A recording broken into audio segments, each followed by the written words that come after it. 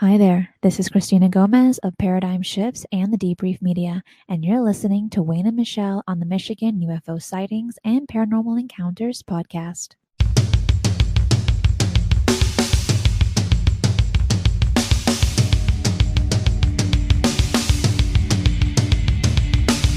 Welcome to the Michigan UFO Sightings and Paranormal Encounters podcast, coming to you from the glacial dumping grounds known as the Michigan Basin. I'm Michelle. And I am Wayne. And we are a Michigan-based husband and wife educator and podcasting duo that after having a UFO sighting in March of 2018, have started to examine UFOs and other paranormal topics within Michigan and beyond. Topics include UFOs, the paranormal, conspiracy theories, ghosts, alternative history and archaeology, cryptids, and all things strange and paranormal. So sit back, grab a drink, and come along with us on this journey down the paranormal rabbit hole.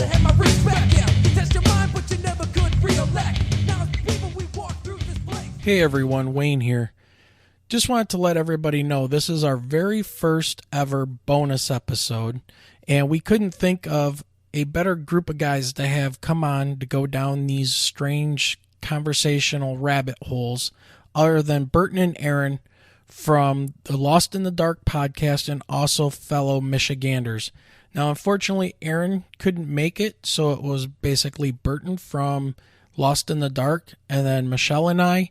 And later on, throughout about halfway through the episode, Michelle had to leave and go to bed because she had to get up the next morning to go and do her band mom thing. She is doing that right now, and this is why you're only hearing my voice currently. But these bonus episodes are going to be just regular conversations about paranormal, about UFOs, wherever the conversation takes us. Now, this is also going to be a Swapcast. And what that means is that you can hear this episode on two different feeds. You can hear this on our Michigan UFO Sightings and Paranormal Encounters podcast feed, and you can also hear it on the Lost in the Dark podcast feed. Both feeds will have this episode released for both audiences to be able to hear. We hope you enjoy this bonus episode and just realize that we decided to go down all kinds of rabbit holes, and it may piss some of you off. It may leave you scratching your heads. It might have you nodding in agreement. It might have you shaking your head saying that these guys are crazy, which all could be true all at the same time. But anyways, we just want to say thank you. We enjoy doing this content for you. Every download helps.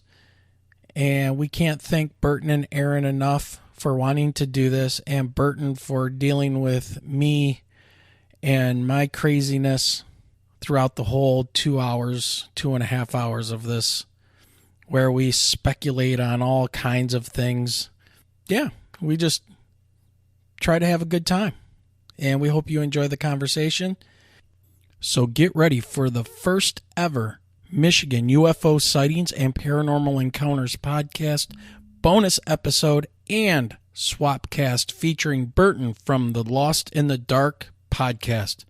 This will be one wild ride. All right, so here we are in our very first official Swapcast, and we are going to be releasing this episode on two different feeds. That's why we're calling it a Swapcast. We're going to be releasing it on our Michigan UFO Sightings and Paranormal Encounters podcast feed, and then we've got Burton tonight from Lost in the Dark podcast. So Burton, welcome to the podcast. We're missing Aaron. Yeah, Aaron, who may be joining us in a little bit. Maybe. We'll see what happens. Good to be here, though. Always good to be here, and always good to get to talk to you guys again. Very excited for this one. Yeah, this is just kind of one of those random things we decided to do, so we're going to release this as a bonus episode. What's been going on, man? Not a whole lot. Honestly, not a whole lot. We had a lot of podcasts this week.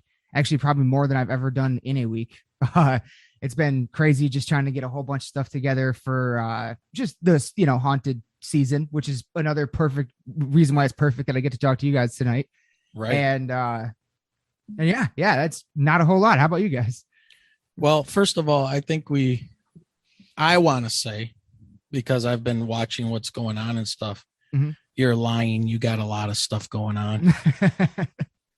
First of all, the other podcast you started, what? And now, correct me if I'm wrong. Dine with Me in Hell. It's it's kind of it's a playlist on our podcast main channel. But we are planning on turning it into its own thing here in a little while. Yeah. This is the hot sauce stuff. Yeah. Correct? Yeah. All right. So that's awesome. Lots of people seem to enjoy those. It's cool. Well, it's kind of like those reaction videos. I go down those rabbit holes of, opera singer critiques, Black Sabbath or Ronnie James Dio or whatever. Yes. Next thing I know, I'm on the next one and the next one, the next one, because it's interesting to hear these people that are classically trained in any type of music other than like rock and roll, heavy metal, right? Those kind of things, and then they come on and say that. So, but what else you got going on? Lots of, like I said, just lots of podcasts this week with a whole bunch of different bands. We had Kill the Imposter on, Reflection of Flesh, Convalescence I talked to last night, and we got a few more coming up before, and hopefully all these will be out next week. So hopefully next week is just packed. And then on top of that, Aaron and I are going to get together and do a Halloween special like we do every year. And this year actually is the first time I'll ever be going to a show on Halloween night. And it's down there at the Diesel Lounge in Chesterfield. And half the bands on it, like 90% of the bands on it are bands that I've had on the podcast, and many I haven't gotten to see live or meet in person yet. So who's on that ticket? That everybody on that one is Hate Unbound, band called Hate Unbound, Pestilent Age, Recorruptor, close friends of ours up here in Lansing. A band called Reflection of Flesh, War, which is spelled WOR. A band from, I believe, Pennsylvania called The Breathing Process, and The Convalescence will also be on that one. And all those bands are in support of Michigan band called Battlecross. Yeah, and Battlecross got pretty big there for a while. Yeah, they did. And I was a huge fan. They opened like almost every show I would ever go to at that point in time, and they haven't really done much in quite a few years. So I'm very excited to get to see them again. Yeah. Now, were they a Lansing band or west side of the state band, or? I think they were. I believe they're originally from the Flint area. At least the singer, because I saw him in his previous band before he was in Battlecross, out at this tiny little place that's not even there anymore out there in Flint. So I think that's where they're from. Okay. Sure. Yeah, that's pretty cool. Should be a good time. Time. Absolutely. All right. So yes, it is getting close to the Halloween holiday. Yes. Well, the whole month is that kind of a holiday. And when that first cold air comes in, you get that creepy feeling. The leaves start falling off the trees, everything looks like it's dying, and creepy. So speaking to that, what new like horror movie or anything have you seen recently? I have actually really been getting back into it in kind of a crazy way. There were just a handful of horror movies that I realized I'd never seen that I should probably see, like all the Rob Zombie movies and stuff. Oh, yes. And and so I started going through all of them, and then it really kind of like reignited something in me, like a kind of a passion for that genre. And so I've really just been going nuts. And the best one that I've seen recently, one that really sticks out to me, because I totally missed it on my radar when it came out, a movie called Trick or Treat. And it's like an anthology style horror film, which I love. And Aaron and I went to a whole bunch of Halloween stores here in town. Every single one had like a big section that was just for stuff from this movie. And I was like, have you seen this? He's like, no. I was like, why does this have all this stuff here in all these Halloween stores? And so we ended up deciding to watch it. And yeah, it really impressed me a lot. I couldn't believe, after seeing it, I couldn't believe there aren't like 5 more of them already. Like it's just this only one, but it's fantastic. If you haven't seen that one, I highly recommend it. I've seen a few of those types of movies. I'm not a big fan of the jump scare type of movies. I'm more into like the psychological kind of horror movies. Like my favorite that always stands out to me is the movie Seven. Oh, I love Seven. Right. But you don't really, something's going on, but you really don't know. And it's like that big reveal and, what happens at the end there.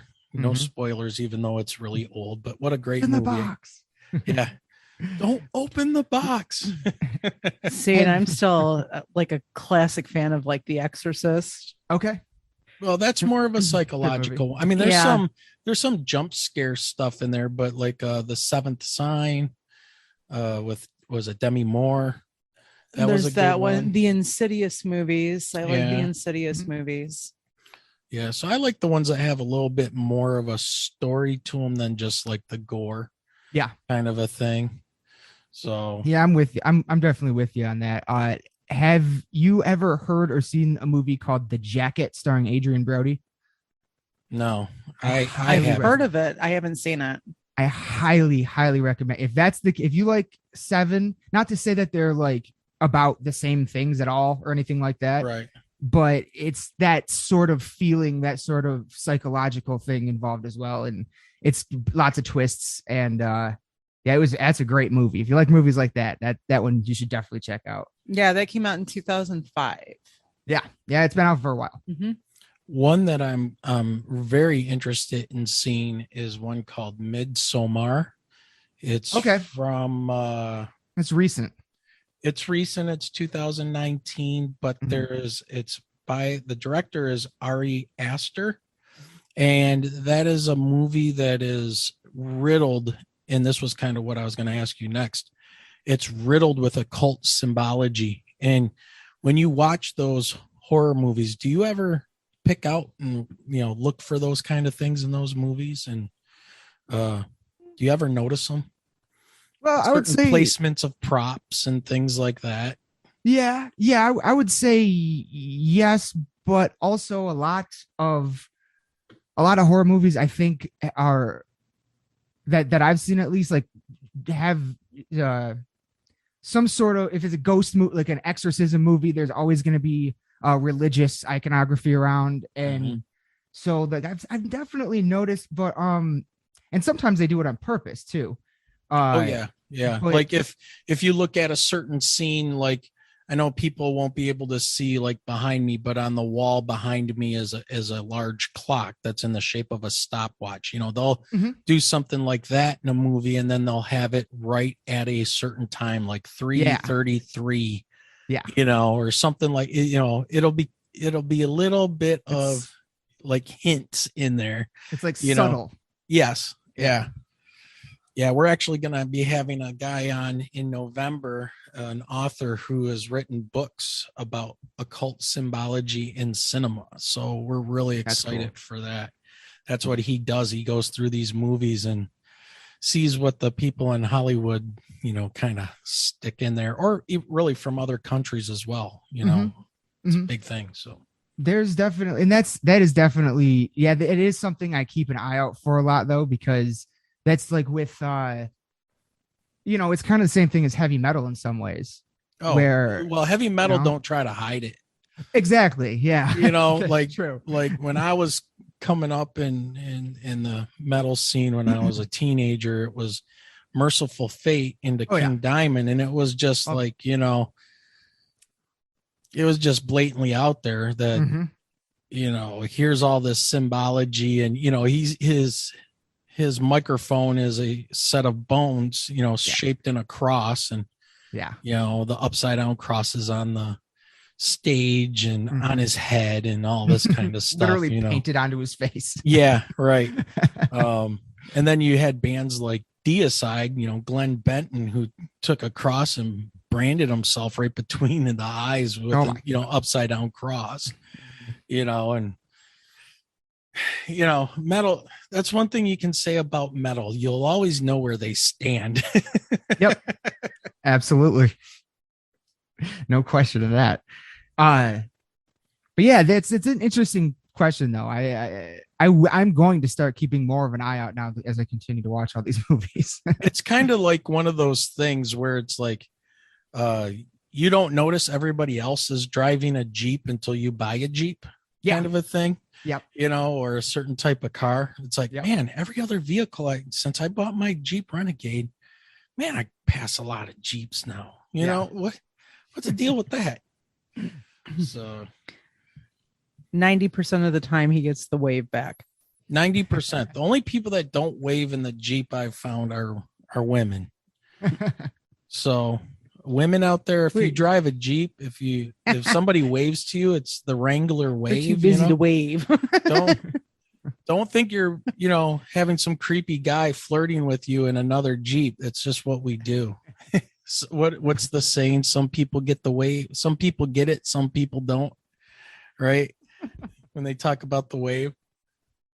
That's funny. I've never owned a Jeep, but so I wouldn't. Well, when you own it, when you eventually you will own a Jeep, I'm sure, and it'll be the last vehicle you'll ever want to own because they're just amazing. But you'll start noticing people giving you the wave. Mm-hmm. Oh, it's that. So it's like a W. Yeah, it's a W. Yeah, right. So I like to drive the Jeep just to do the wave because, I drive an Escape. So, I mean, what would I do? This? Yeah. See if I can get anybody else who drives an Escape to give me an E. Right. Well, you do that in the wrong neighborhood, and you might get shot. Yeah. Yeah, so, that might not be the best one. You're not driving the Escape anymore. Well, I just look at my wife's poor vehicle and I go, well, they named it correctly because that's what everybody wants to do once you get inside of it. Oh my gosh. I just got my car back. It is okay. It's a 2020. So that right there has already jinxed it. But your car has the coof. My car had the coof. So far it's been at the dealership not once but twice in the last month. God. So I had either a rental car or a loaner from the dealership. They even replaced all of my fuel injectors and the fuel rail. Wow. And it has 16,000 miles. So if this tells you the precursor and like the foreshadowing of what my future of this car is going to be, thank God I bought the extended warranty. Well, yeah, there you go. And not to go down the rabbit hole of talking about vehicles, because by no means I am no kind of a expert on vehicles at all.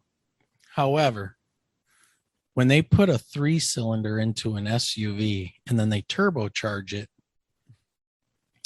you can't expect anything else but problems to start happening from these poor engines that have been over engineered to deliver a certain horsepower, yet a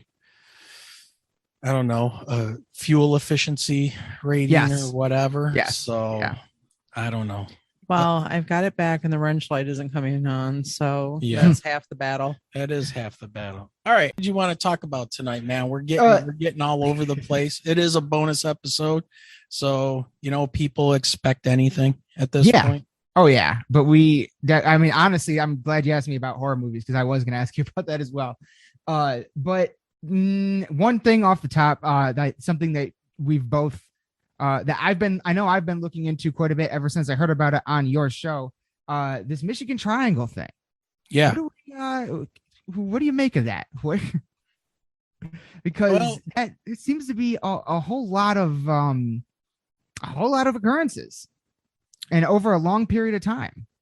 Yeah. And, it really, from what I've quickly looked into, there seems to be a lot of things involved in it, from aircraft disappearances to shipwrecks and ship disappearances. And now what's interesting is this discovery of what are they calling it? The North American Stonehenge.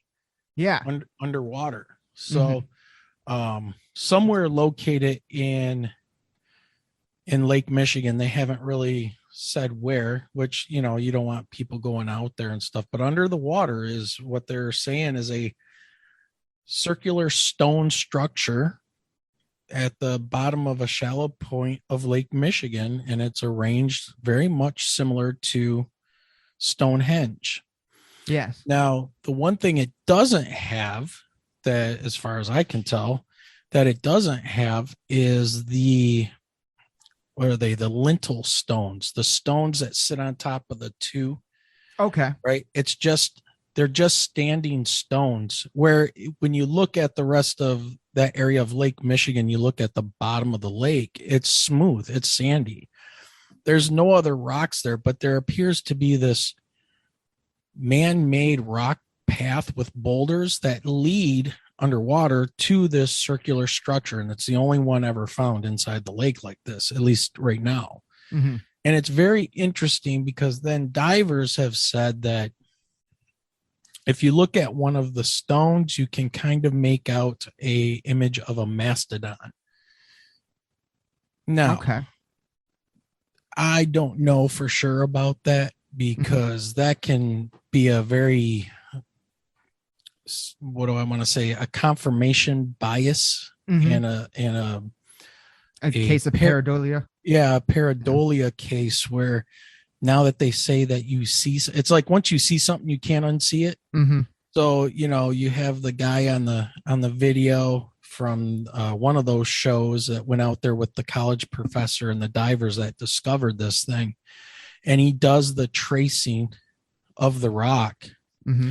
And, now that you show me your lines on there, I can't unsee it to give it a really good, objective look and see, is that really a carving? Right. And so I don't know if they've gotten to the point where they've gone down and actually done LiDAR or scanned the rocks and somehow underwater to get a good 3D model of it. I haven't, looked into it that much, but yeah, it resembles Stonehenge. It's under the water in Lake Michigan, and it's in a very shallow segment of it. And I find that extremely interesting. Yeah. Along with all the other things that have gone on with the sinkings and the disappearance of aircraft. And I think this one article I was reading here says that the first abnormal incident happened around 1679. Yeah. So, and I believe, what do they say here? It was a trading vessel or something along those lines. One of the largest sailing vessels of its time set out on its maiden voyage at 1679 to find a northwest passage to China and Japan. All went well until the ship reached the Michigan Triangle and never came back. So, God.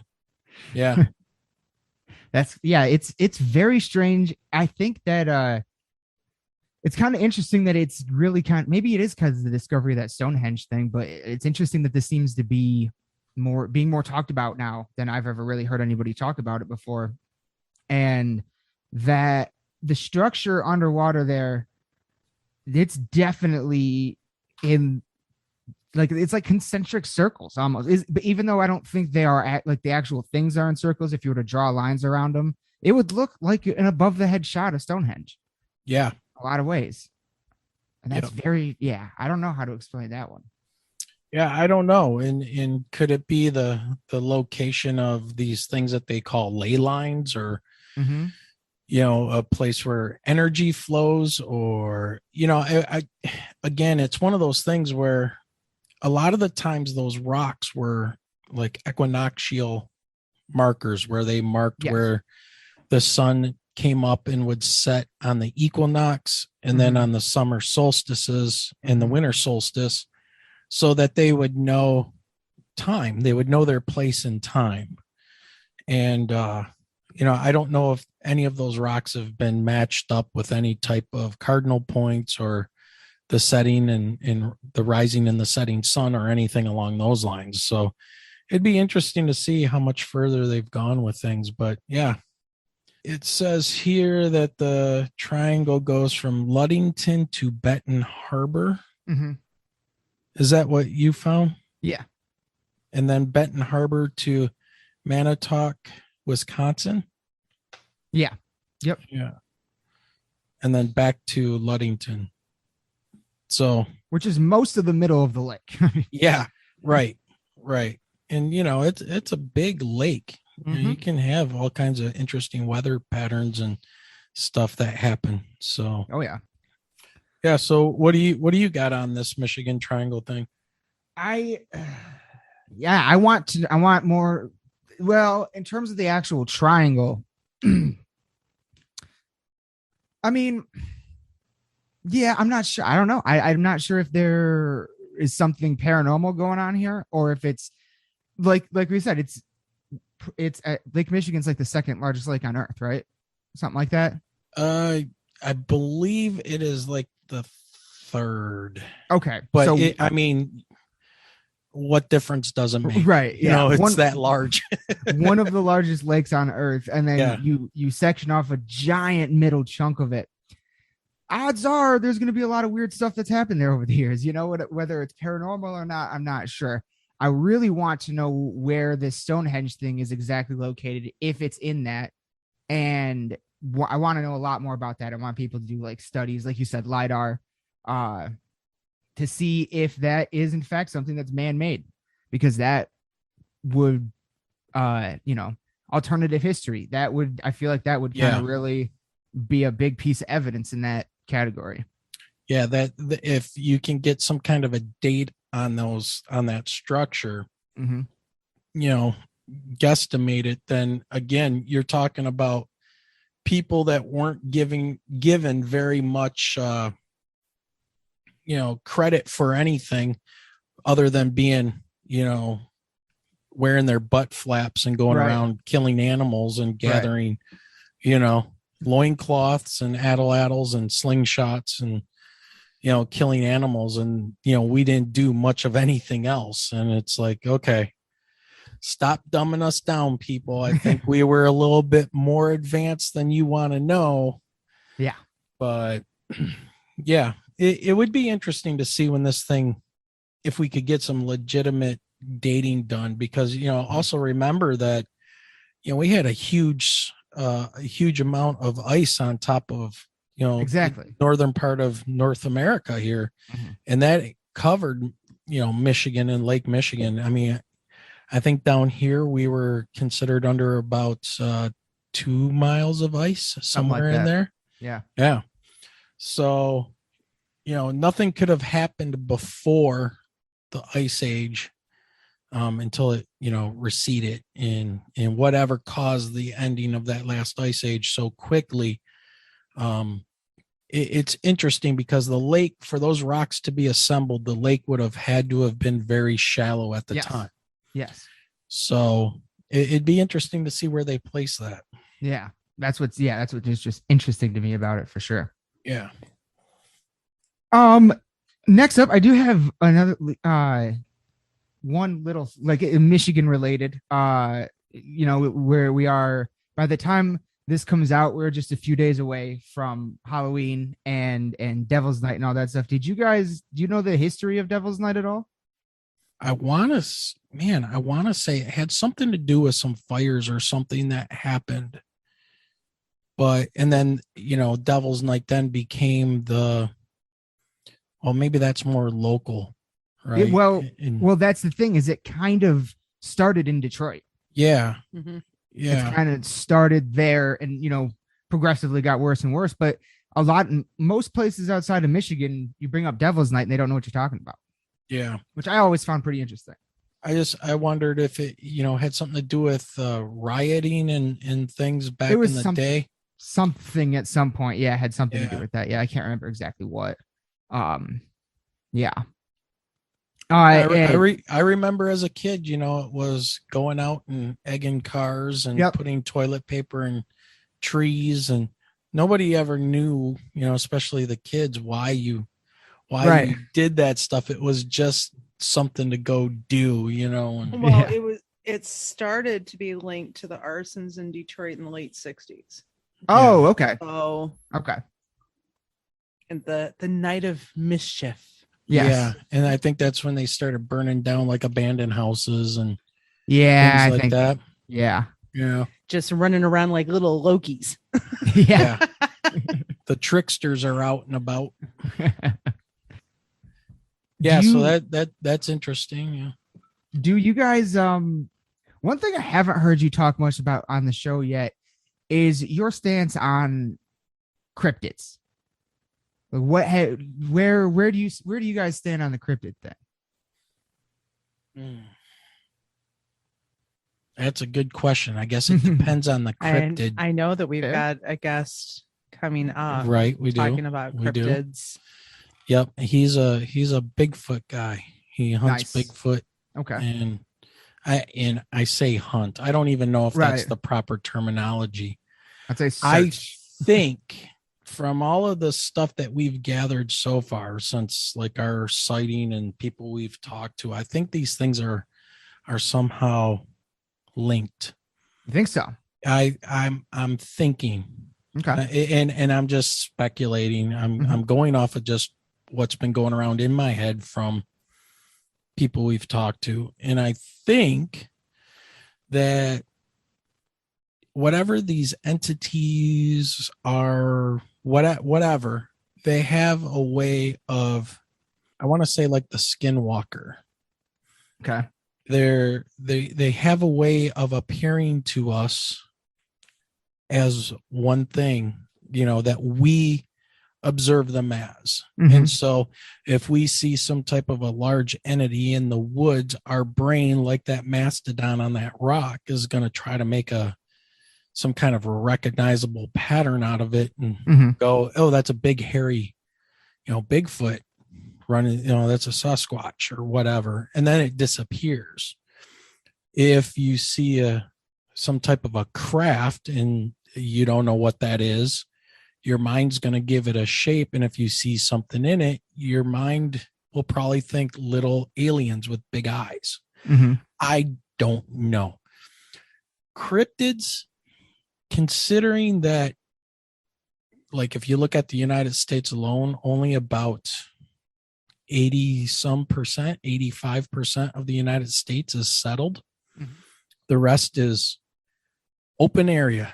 Open land, forest, everything else. Could there be some type of a ape running around? Absolutely. Could there be a different species of an animal or even a chupacabra or something like that? Yeah, I think there could be. And when people say, wouldn't we find a body or anything? Well, not necessarily. If you left your car sitting out untreated out in the wilderness somewhere, within about 200 years, you wouldn't recognize what it was. Maybe some of the plastic and stuff would be left, but the metal and anything metal in it would pretty much be gone. Any kind of cloth material or leather would probably be gone. The animals and fungus would decompose it, What was it that the lady that we ran into that parking lot, that she was hell bent Good on Lord. stating that she saw out in like a giant California? Yeah. Giants. So tell this story. You got to hear this. But before we even had our sighting, wasn't it? I think it was. You know what? I just remember that she saw the Lake Tahoe shirts on us, and it was like, ooh, I got to talk to them. We got married in Lake Tahoe. Oh, cool. And we came, and we live in Michigan, but we vacation out there and we like that area. And it's really very, very cool. From a geologic standpoint, I'm just, oohing and ahhing over the mountains and everything. Yeah. And we're in a parking lot of the local Kroger, grocery store, trying to get groceries, and hear this woman's voice say something to the kin of, do you like it out there? Do you like it in Tahoe? And I'm looking around and I see this woman, older lady, come walking up, and she kind of has the West Coast hippie vibe. Okay. She's wearing some crystals and stuff. Don't know who she is or anything. And she proceeds to tell me and Michelle about how she swears up and down that there are giants living in those mountains, and they hide their caves with rocks and foliage and all of this stuff. And they have red hair and red beards, and they're large humanoid giants. And she was adamant about it. She was just talking and talking and I've never heard anything like this at all. And I was just like, wow, I guess I'm not wearing a Lake Tahoe shirt around here anymore because man, the West Coast wackies follow us back to Michigan. But, you know, and again, that's one of those things where it's like, what are you talking about? And then you start looking into things, and then you find out that there are, you know, reports back in history of them finding very large humanoid bones in North America, which is extremely interesting. But then you go, why are they holding this information back? And why do you have to be a kook or a conspiracy theorist to want to look into these things? And why are they burying this information? You know, what, you know, that would be fascinating. I think people would love knowing the fact that there were some type of a large humanoid that walked around, you know, in North America. I mean, you know, but in the red hair and she said they have red hair and red beards. That's a very common element in a lot of giant sightings. Well, and you know, it was interesting when we had on Brian Forrester, and he was talking about the elongated skulls, and they were doing those genetic testing and stuff. They had red hair. Yeah. Oh yeah. Yeah. That was one of the things that he said, that in Peru, that the elongated skull people, and I can't remember what the tribe or the race was called or whatever. Right. But yeah, that they had red hair, and everybody else there had the more indigenous dark brown or black hair. That's really weird. Yeah.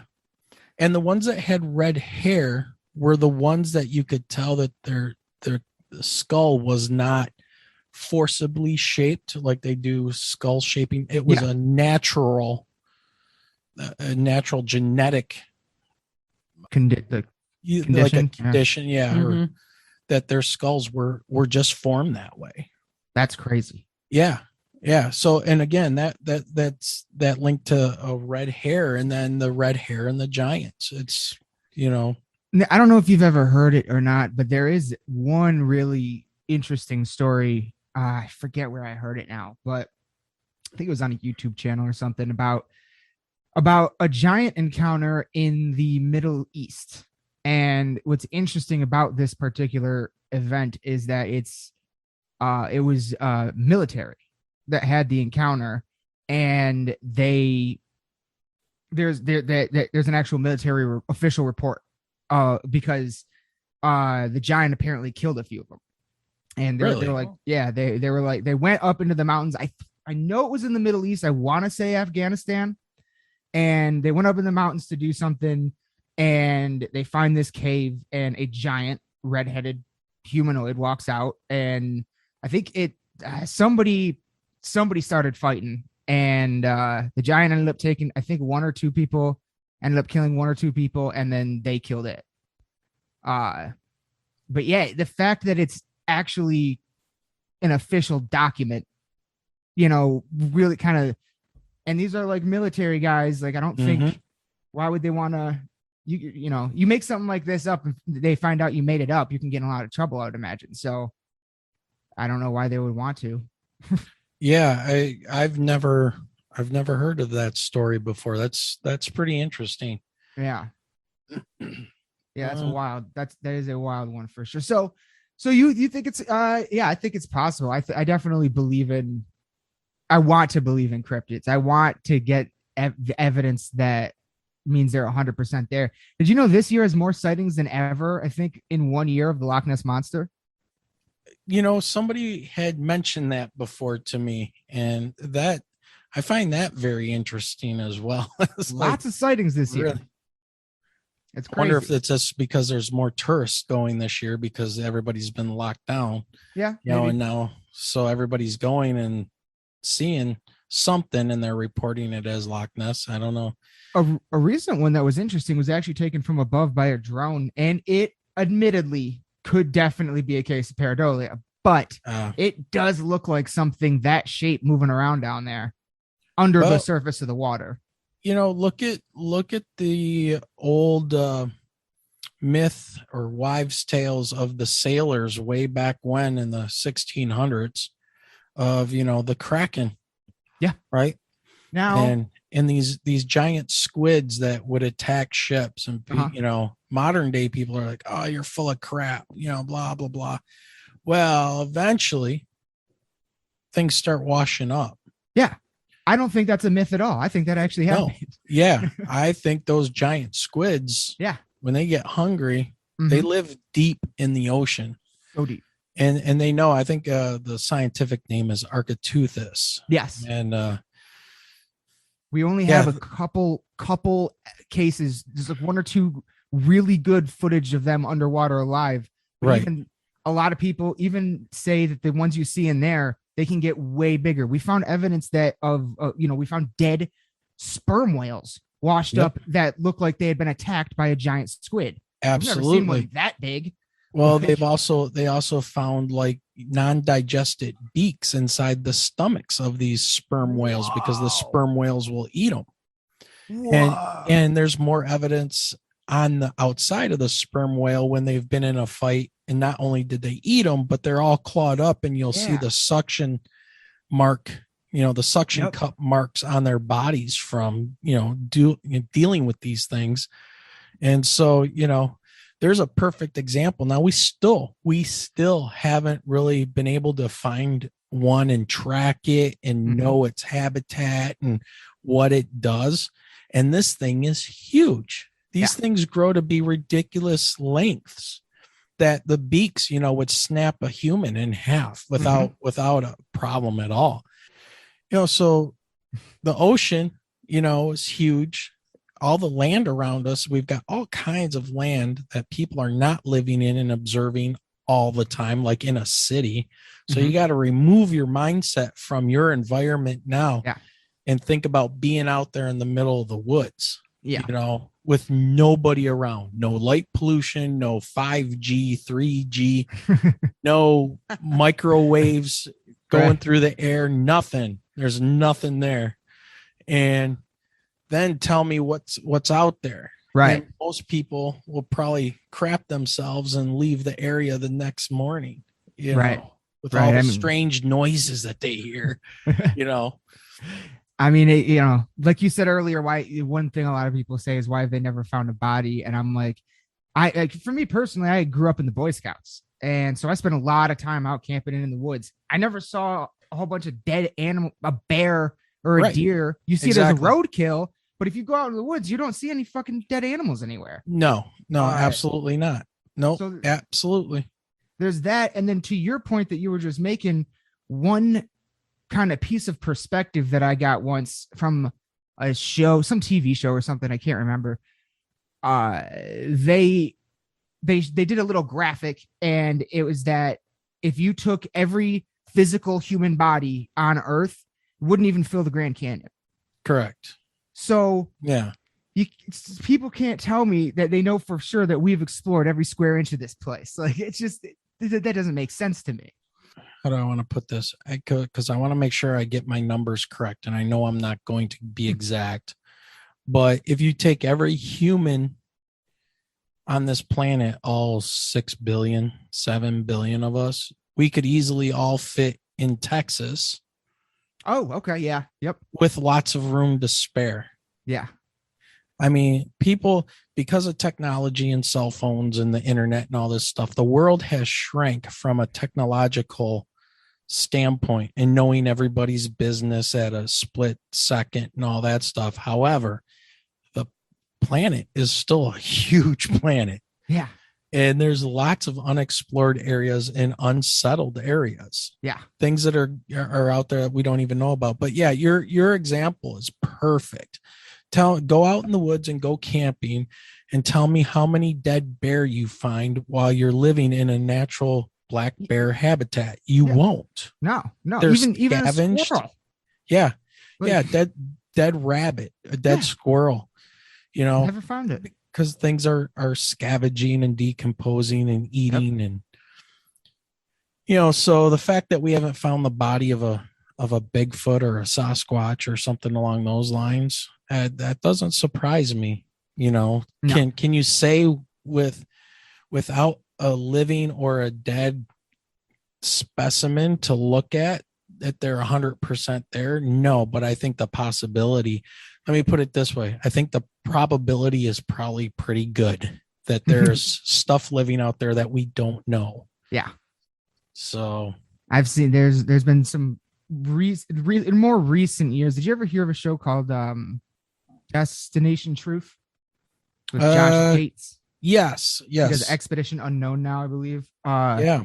But when he was still doing Destination Truth, they went in, I think it was a special or something, a one-off special where they went to somewhere called like Serbia. I think I'm wrong about that, but somewhere maybe in Russia. See, I feel like I feel like I'm wrong about that, but somewhere where out all the there gulags are. Where they they send you. You're going to go to prison in Russia and they don't want to ever see you again. You go to Siberia. I think it might have been somewhere in China, but I'm not 100% sure. But they found a whole big long track of footprints just leading up through the snow into this onto this mountaintop basically. And they went down. I think they had spotted it from the air, so they went down and checked it out.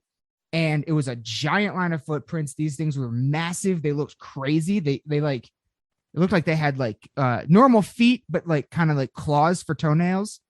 And that was on the news. That got so that was so big that he actually made it on the news for that discovery.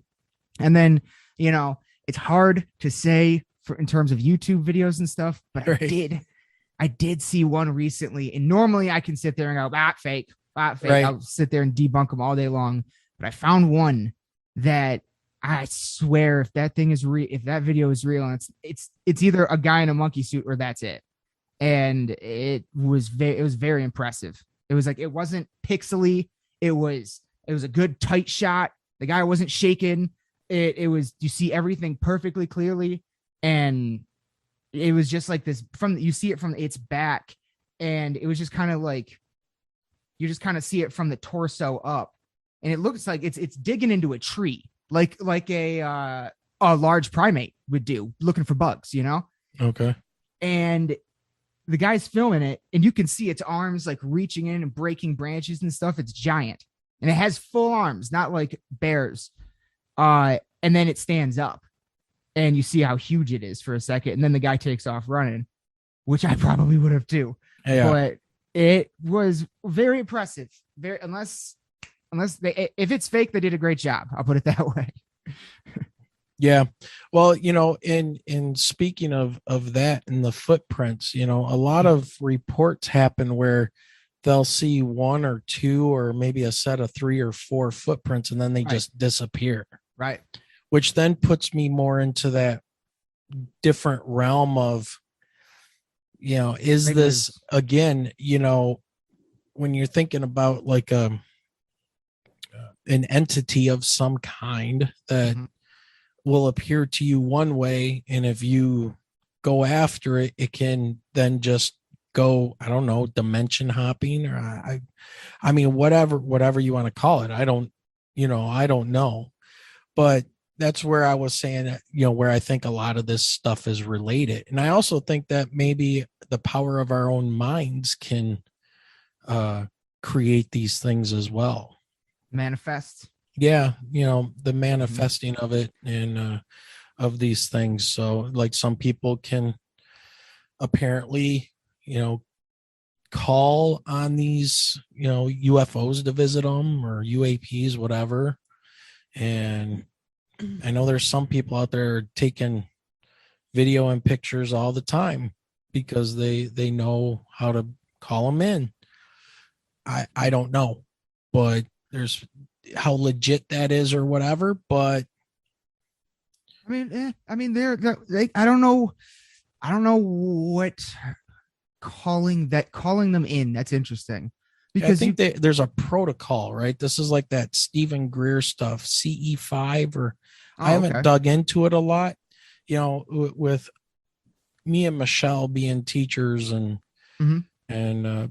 busy as can be and starting to do this, our whole podcast is really just, taking people on this ridiculous journey that we're on to try to find some kind of answers. Yeah. From two teachers' point of view, one who's an English mythology teacher and one who is a science teacher. Right. So she's got the literary background and I have the science background, and we're getting inundated with so much information. It's I didn't even know how much of this stuff was even out there. Yeah.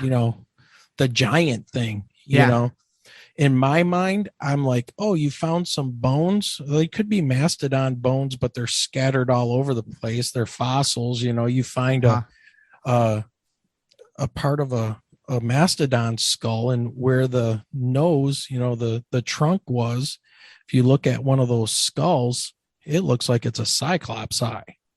Yeah. Right. Like there's an eye right in the center of that skull. Well, no, that's where the trunk was. Right. But so same thing with like dragons and things like that. These, ancient people finding dinosaur fossils, pareidolia. Yeah.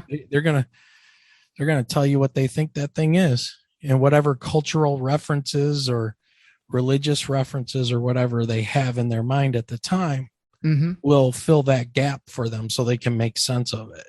Right. So, I don't know.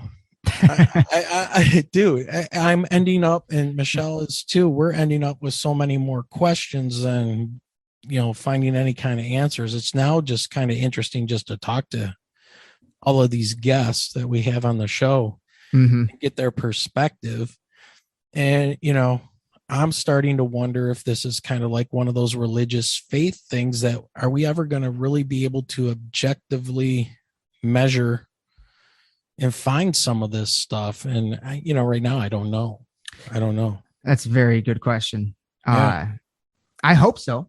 So do I especially so. From the UFO UAP thing. Yeah. Because according to Lou Elizondo and, the UAP report released to Congress in June, and now they're going to be pursuing that even more. They're interested in it because they actually have, instead of the anecdotal evidence, they at least have some type of censored data evidence that they can look into. And that's interesting because, yes, now you can measure it, right? At least you got something that you're measuring. We don't know what these things are, but we see fleets of them on radar now that we were told by like David Fravor and those Tic Tac videos. If you listen to the one really close, you hear the one guy say, my God, there's a fleet of them. Yeah. Talking about their radars coming in contact with all of these different objects that just fell from 80,000 feet down to 20 feet above the ocean. And they're in their flight path in a second. Right. And then they disappear. Well, now we've got the videos and the radar tracks. And I think Lou Elizondo has come out and said that they're transmedium. They go from outer space to our atmosphere and then into the ocean with no problems at all. That's insane. Should be completely impossible. That breaks all the laws of physics that we know.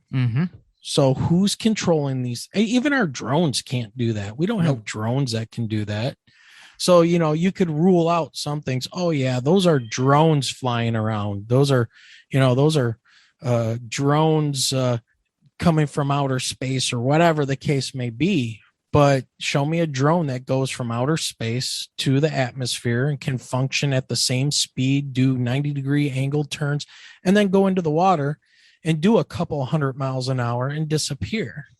And do all that with no sound. No sound and no sign of any sort of propulsion at all. No heats, nothing. No external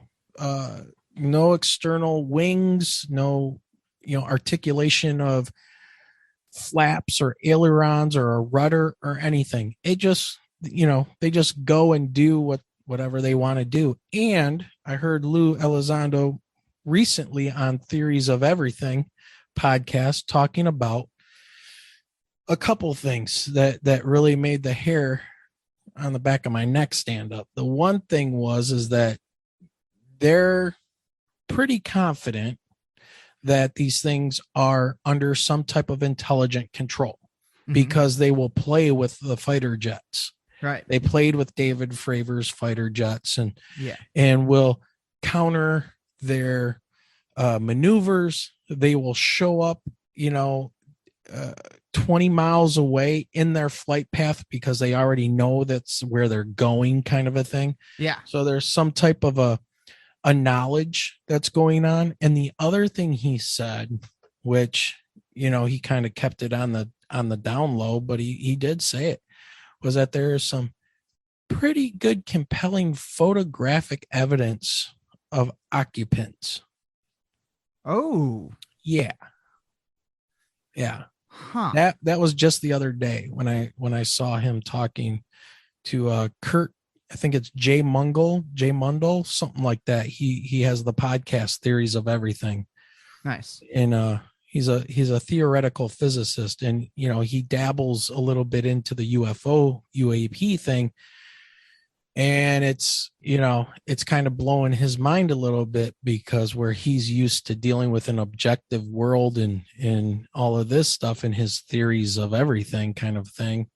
Now he's sticking his toe into this realm of the UAPs and UFOs, and he doesn't, he's all over the place with it. And then you have like Lou Elizondo coming on and saying, yeah, we've got some evidence that there's probably some type of occupant in there. And okay, who are these occupants, man? Or what? Yeah, there you go. Or what? Because as now, was Lou referring to the there seem to be occupants in the Tic Tac? I'm not sure if he was that specific. Okay. He just said that they're, and I don't want to misquote him, but I'm paraphrasing, that there is some good evidence, photographic evidence or video evidence of occupants in some of these UAPs. Okay. And I think that's pretty much basically somebody somehow got some kind of video or whatever of some kind of occupants inside of a UAP, which they deem as a credible piece of evidence that it's a UAP, some type of unknown aerial phenomenon. Yeah. Now, what in the world? See, that's why I asked if it was the Tic Tac, because like we were just saying, if there are occupants in there, according to what we know it did, that breaks every law of physics. Yeah. It would also break every bone in a body. Yeah, you'd be splattered against the wall of the inside of that thing. You'd be pink mist. That's all you'd be. And so that makes me wonder what if those things. I've been leaning more lately that I think a lot of these things might be either controlled by us or extraterrestrials, but if there's anything inside of them, it's probably a robot of some kind or some kind of drone thing, because that's what we would do as humans. We do it now. Yeah, we got the rover on Mars, so why we send robots? Yeah. So why wouldn't they send a robot to check it out, to make sure it's safe or whatever? That's kind of where I'm at on stuff like that. I think a lot of it is like a feeder fish, they're just sending it out there to see what comes back. Yeah, there is theories out there that the Greys are actually some type of a cyborg or a robot or something, that are drones that are here collecting information or observing us and reporting back to, whoever. I said, and that's one of the questions I wanted to ask Lou Elizondo was, how many of these UAPs, how many different types are there? We know about the Tic Tac. Everybody talks about the Tic Tac, which for the record is the first, that the release of that video is the first time I've ever heard anyone refer to a UFO of that sort of shape. You usually hear cigar. Right. I've heard a lot of cigar For like shapes, larger ones. Right. triangles, of course. And no Diamonds. mention. And see, and there, and that thing that gets to me a little bit, because there's no mention of the type. You know, when you heard on our show, you know, Guy, and then we had Terry Lovelace on describing their triangle experiences, which were not positive at all. And then, you know, we're interested in that because that's what our experience with our sighting was, is, you know, but what are these Tic Tac things? And, you know, you had the Phoenix Lights scenario with a huge triangle, that was sighted by thousands of people in Phoenix, Arizona, you know? Yeah. And so now, what was it? The USS Kidd, I think it was a destroyer.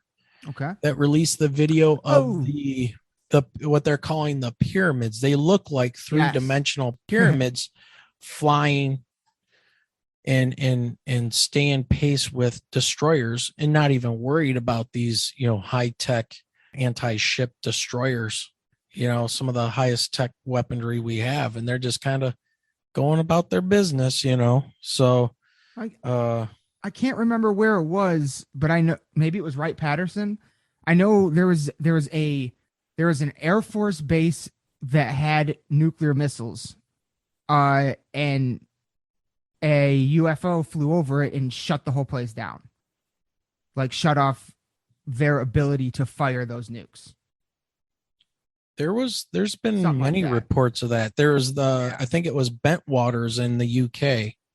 That might be what I'm thinking of. And they actually had an encounter where like one of those craft landed on the outside of the base, and the Air Force guys went and drew it out. You know, it was some type of a smaller triangular craft sitting on the ground. One guy touched it, said there were some kind of weird hieroglyph type markings on it. I think I remember this. Yeah. And then it kind of went up and disappeared. Yeah. Yeah. It's very, very bizarre. Very bizarre. Yeah. I just wish, man, I just wish that there was a way that it could make sense. Like it's hard to wrap your head around why they would even be here. You know, like our radio signal only goes out so far. For them to even be able to know that life is here at all is a long shot already. But I don't know. Unless they've been here for a very long time. That too. That's a really good point too, actually. But the more stuff that keeps coming out, the more I see, I'm like, man, I don't think that's us. No, I don't think so. And honestly, I would hope that the government, when they say they've said that it's not ours, and if they're using Lou as a mouthpiece to get that out there, to say, you know, hey, just let people know, don't freak out, but it's not ours. Right. I would think that the government would say, yeah, you know what, don't freak out, because it is ours. Yeah. You know, and you know, start putting like China and Russia on notice. Hey, look at the things we got. Yeah. But it doesn't seem that way. And they're confident that it's not Russia, it's not China, and they're saying it's not us. So that is one major thing that they're saying. So I mean, I guess you could take that either way. I mean, yeah. Right. You could take it as don't freak out, but it's not us, or don't freak out, it is us. So, you know, it is tough though. Like, what if it is us? Because they kind of have a little bit of a track. Well, it kind of depends, I guess. There's an author, a great author, named Annie Jacobson, I believe, and she used the Freedom of Information Act to get the government's official documents on what happened in Roswell. Now, the thing about the Freedom of Information Act is you have to know specifics. You can't just walk in and give me your stuff on aliens, and you have to know like specific file numbers of this stuff. Right. So she did the hard work to figure it out, got their documents, and released a book about it. And basically, it was what those documents basically say is that it was a Russian spy plane. And during that point in time, things were not good with Russia and the United States. And people started running with the UFO thing. And the government said, better to let them think that than to let them know that a Russian plane infiltrated our airspace that far. We didn't know about it. And the only reason why we probably do know about it now is because that it crashed. Right. The government was more happy letting the people think it was just UFOs. Yeah. So, well, it's truly a matter of national security. Yes. When you have your airspace and not only just, military flying around and things like that, but you have civilian aircraft, commercial. Yeah. Right. And, we did a story about an airliner that reported they were at like 35,000 feet or something like that. And they saw this white tic tac shaped thing go right over the top of them. And, they were thinking, hey, this is probably a out of control cruise missile that, came from White Sands, New Mexico, and got in the way. That would not be very good if it actually contacted that aircraft or something like that. But they're very close. They're very careful with those kind of things, and pilots have don't fly in these areas kind of a thing. They have very specific routes they have to fly, just so they don't interfere with military. But White Sands was about 300 miles away from that aircraft's flight path, and they said, and the FBI eventually came out and said, yeah, well, we can tell you that it wasn't nothing from our bases. Okay. So they gave the nod that it was a UAP by not saying that it's a UAP. The way they answered the question was, well, it wasn't from any base around where you were flying. Right. So make of it what you will. So. Yeah. So but I almost wonder though, if this thing of them going, it's not ours and we don't think it's China or Russia, is it another situation where because what they're working on is so top secret, they'd rather let us think it's UFOs than what it actually is? You know what I mean? Yeah. Yeah. No, it seems like they'd be willing to lie about that. Yeah. Well, you kind of look at the, what was it? The F-117 stealth fighter. Yeah. That was in development in like the late 70s. Yeah. And the thing the only way that aircraft flies is by very sophisticated computer programs that can keep the thing stable in the air, because it's not an airframe. It is a triangle. Yeah. All right. That has very weird shapes to it. So it can either deflect or absorb radar so that it is stealthy. Mm-hmm. But when people were seeing that thing fly, they were like, that's a triangle. That's a flying triangle. It's also much quieter. And they kept it that way. Yeah. Right. Yeah. And it is much quieter because they have special types of engines on it. So it doesn't give off the heat signatures to be tracked by heat sensors and, seekers and missiles. And that, you said it was in development in the 70s? Yeah. Like the late 70s, like 78, 79. So 10 years after we get to the moon. Yeah. So imagine where we're at now. Exactly. Mm-hmm. Exactly. So again, I'm not ruling out anything at this point. Yeah. And quite frankly, it could be both. It could be if that stuff is, if what the things that people are seeing in the sky is us, in big quotes there, who's to say it's not what's that word? Recovered crafts and they reverse engineer it. There we go. Reverse engineering, yeah. Yeah. Like it could be both, That's what Wright-Patterson was supposed to be famously known for, was that a lot of the pieces from Roswell ended up at Wright-Pat for that purpose. Now, what I find interesting is digging into some of the Bob Lazar claims and things like that is that one of the craft he says was uncovered in taken to S4 in Area 51. What, take that for what it's worth. You got people out there that believe him like a religious cult, and you got other people that are just looking to debunk them. But he says that one of those craft, they told him, was found during an archaeological dig. Yeah. So his story is quite interesting. That thing that you said very earlier, interesting. The thing you said earlier about calling them in or whatever, that's in a weird way, that's kind of part of his story too, because after he left working at that base, he would bring people to the outskirts of it and be like, every night there's a light show. And because they were flying them. Yeah. Yep. So and that the element that he named a number of years ago that just got proven to be real, element 151 or something like that. 115, is it? Something, yeah. Anyways, it's a very unstable element. The Russians were able to create it for like a split second. Just a second, yeah. Yeah. But they did it.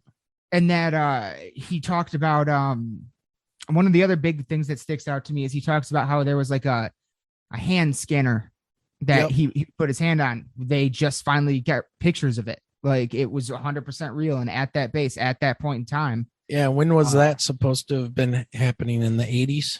Something like that. Right? When he was out there? He wasn't out there for very long, but. No, but that's his, it's tough because once you actually start to look into his story, there's a lot that's like it's never changed. His story's never changed after all these years. He's never made a dime off of any of it. In fact, he's had his house raided and been ridiculed more than anything positive has ever come. That's at least that's what he'll tell you. Yeah. And but when you look into it, there's a lot, like you said, a lot of people just trying to debunk him. Well, the government tried to discredit him by deleting files so that way nobody could find him, like about his school records and stuff. Yeah. And his time working for them, of course. So, well, I think the government has found out that their last 70 years of covering things up and lying and discrediting people and things like that, it's kind of a double-edged sword. Kind of backfiring. Yeah. Because you end up creating, people that see something and they're adamant about what it is that they saw to a religious fervor and will believe it to the end. And then you get the other people that are like, no, and they try to debunk everything and toe the government line. And the government's been discredited. I mean, we're here in Michigan. We know exactly how that goes. Yeah. In the 60s. Yes. Right. I mean, J. Allen Hynek in the swamp gas thing. Yep. And it shut all conversation down, right, about those things in the 60s. And we're still being visited today, but their campaign was so good that even today, even with the release of this report now, Michelle and I bring up to friends of ours and stuff that we're doing this podcast, and some of them, one eyebrow pops up and, oh, you're one of those people. Well, wait a minute. What do you mean we're one of those people? Yeah, we saw something. We had a very creepy, weird encounter with something flying in the air. Profound experience. Yeah, it was 100% legit. If I would have seen it myself, I probably wouldn't have said anything because of the stigma that they've, or Michelle, probably the same thing. I don't know. Michelle, would you have said anything about seeing that huge triangle if I wasn't with you? No, probably not, because even with the fact that you are with me, I'm still a little hesitant to say anything to anyone. Yeah. So, the disinformation campaign and things has been so good that, people will balk at it now, even to the fact that they've acknowledged that the Tic Tac and these UAPs are real. And there's still people out there going, okay. So, you it's one of those things where you got to kind of choose a side, and I'm probably going to get yelled and at it's for because that. But if somebody has not seen something, to them, it didn't exist. Well, I haven't seen $1 million all at once, but I know it exists. Right. Or how about this? I mean, here's a thought experiment for you. Prove to me that love exists. Right. How do you do that?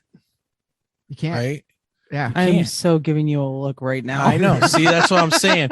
I'm gonna keep talking and get in trouble. But somebody's gonna be pulling literally couch duty.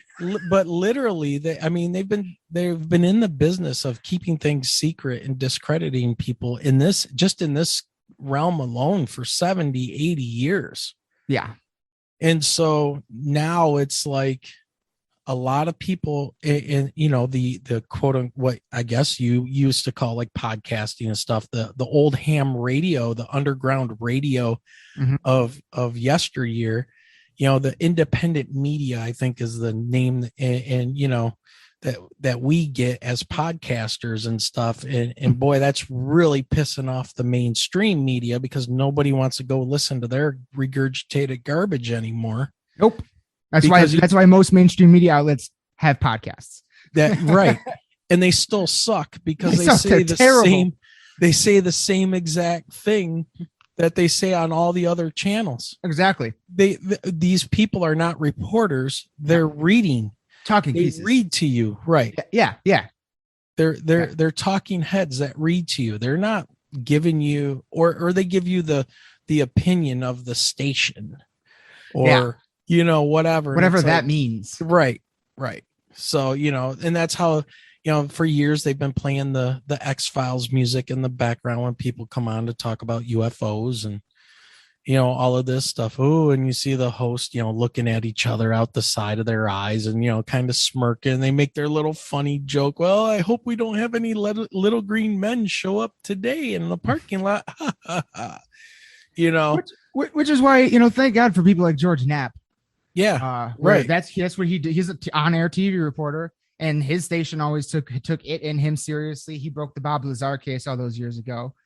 And that was on the news. He did that not on Coast to Coast AM. He did it on the news. Yeah. But see, that the media knows how to play to our minds in a certain way of tribalism. And right. And humans wanna pick something. So in other words, let's say, politically, if I'm a Democrat and you're a Republican, I can't even talk to you, even though some of the things you might have, I might agree with, but because you're under that umbrella, right, I can't listen to any of your ideas, even though you might have a couple good ones, and I might have a couple good ones for you. Right. You won't listen to me because I'm on that wrong team, which is insane. It's insane. That's right. Yeah. It's tribalism. Yeah. Yeah. And I think people are kind of hip to the way that the media likes to play people now, and everything is playing to the emotions. And this really, kind of showed you too, like how well in the pocket the media is for the government for discrediting people I know things about. Oh yeah. So call it a conspiracy if you want, but I mean, come on. Hynek changed his views on the UFOs here in Michigan and saying, it was total garbage. We didn't even investigate it. Yeah, no, I don't, with that kind of stuff, specifically stuff that we now know years later for a fact, right, that what we were told was a lie.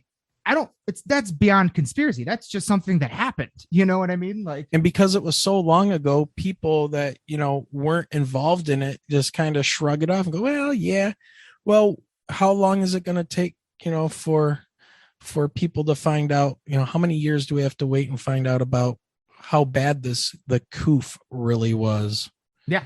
Without saying the actual name of the bug, but You know, is it going to be a special on 60 Minutes for 10 minutes long telling us, you know, in 20 years about, well, you know, they really shouldn't have done the jab thing and they should have done more testing. It really wasn't all that bad. If you do the math and figure out how many people actually died from the coof, you know, yada, yada, you know. Oh yeah, I'm sure it will.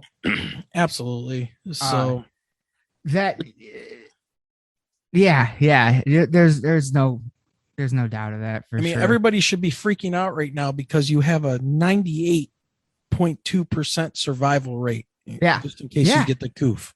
Well, freak out, everybody. Let's go to concerts. Come on.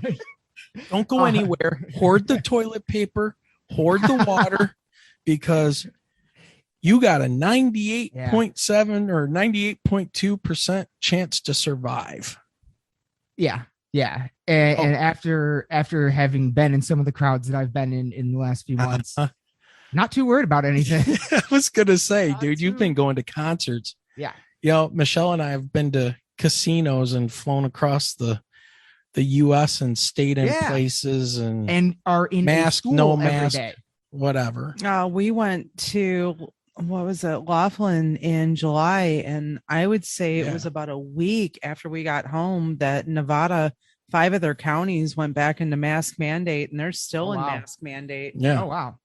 So, you know, and the numbers, you know, the numbers are what the numbers are. I mean, it's number's a number. Right. I mean, okay, so how, you know, people are like, oh my God, did you see how many people tested and I know we probably shouldn't be talking about this, but right. You see how many people tested positive? Yeah. Did you see how many were in the hospital? Wait a minute, what? Do those numbers tell you anywhere how many hospitalizations there were? Right. How many people? No. How many people successfully recovered? Well, about 98% of them. Yeah. How many of them had comorbidities when they went in?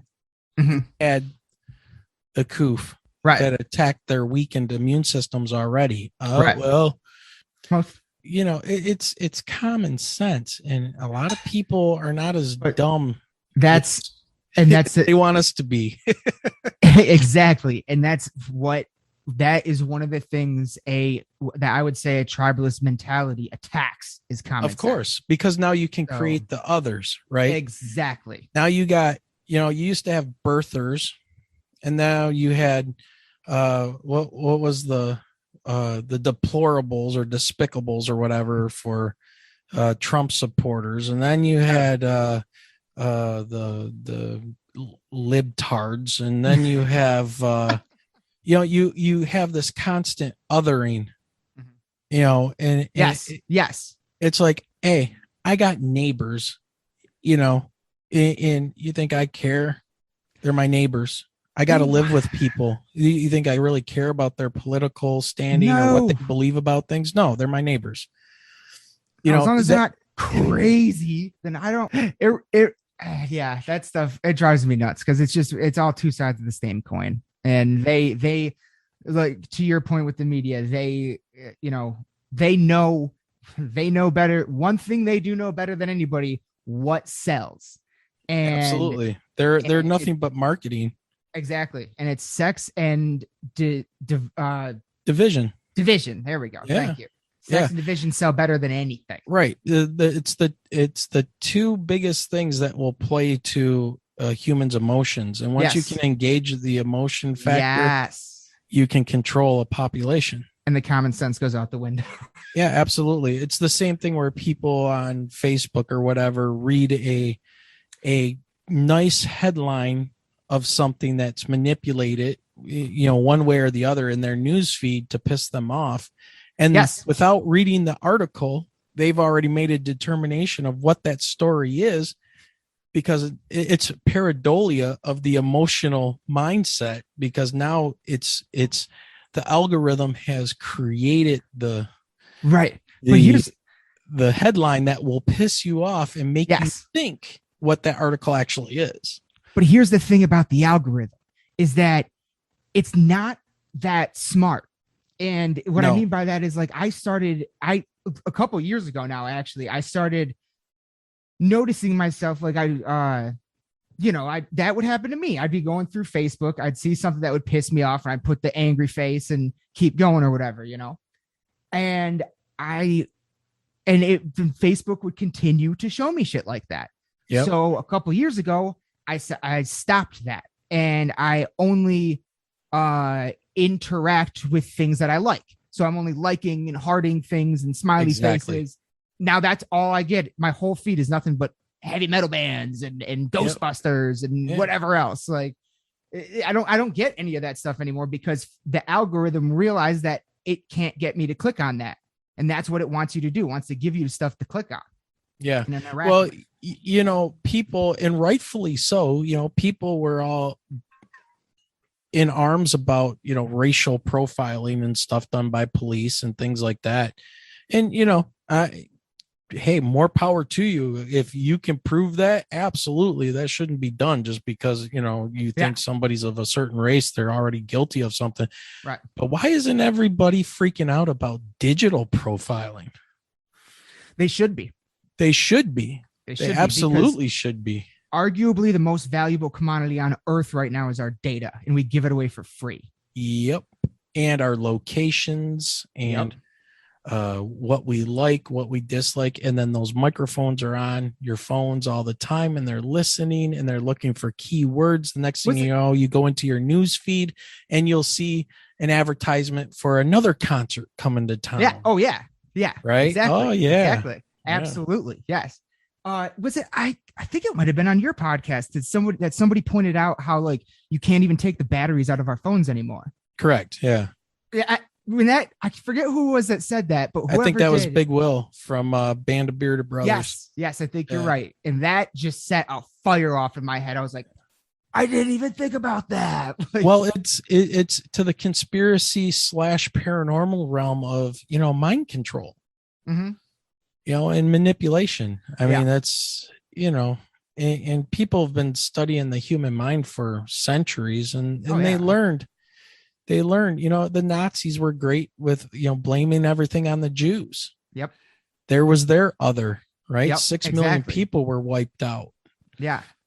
You could even look at people like Genghis Khan. Oh yeah. He's a great example. Anytime someone, hell, even warring Native American tribes. Absolutely. They still found a way to call them the other ones the other. That's right. That's right. Insane. And that goes back to that whole tribalism thing. Yeah. It's kind of it's a flaw of humans, unfortunately. But how do I want to say this? You dislike things based on what's around you, your environment, your worldview, your experience. So you discriminate. You could say, I don't like McDonald's. Right. Well, you're discriminating. You don't like McDonald's. Mm-hmm. And it's kind of an instinctual built-in thing that, be wary of the stranger. We used to tell kids, hey, don't talk to strangers. Right. Well, who's a stranger? Anybody outside of your family, anybody outside of your block, anybody outside of your city, anybody outside of your state, anybody outside of your country, anybody that's not on the team that you're on, et cetera, et cetera. And, these are just general human failings that we have, but they're instinctual protective measures that have been put in place by, evolution. Mm-hmm. And it's unfortunate. And it makes a great selling point for people, to say, every cop is a racist. Right. Or whatever you want to say. Anytime anybody says every something is something, it's always wrong. You're always wrong. but then they'll generalize like that. Yes. But you can't generalize them like that. And see that's where things get ugly. And that's why you have this division, because you're going to tell me you're all inclusive. Really? Then why are you even telling me about my bad thoughts? Right. If you're inclusive, you shouldn't care, right? And that's why, Big Will and I were talking about, it really breaks down to the individual, and that's what made this country so impressive, was that the individual had the power, not the state, not, it was all individual rights. Right. And now we seem like we want to get away from that. It's like group rights now are what are becoming a thing, depending on what group you belong to and what check marks you have in your box. Mm-hmm. And, so the division just continues and continues and continues. So one thing that you said that I've heard you say this a few times before on other episodes, and it does surprise me the more that I think about it, is that whenever you'll bring up to certain people the whole UFO topic or this podcast or whatever, you'll get an eyebrow, or you're one of those kind of people or whatever. Yeah. It's so weird to me. That's weird to me because, take out the Tic Tac, the recent government admission and all that stuff. Look at shows on Netflix, on Hulu and Prime especially, and Travel Channel. Travel Channel is basically Paranormal Channel at this point. It's all ghost and UFO paranormal stuff. It's all it is. It seems like it's all that's on that channel now, ever since Ghost Adventures started on there back in 2005. And it's interesting to me that they obviously know that this, like, people are consuming this stuff. People are, I feel like, more ready to believe in this kind of stuff than really ever before, possibly. And yet you're still getting those sort of reactions. That's so, because like it's been a long time, I guess, since I've gotten a reaction like that from someone. And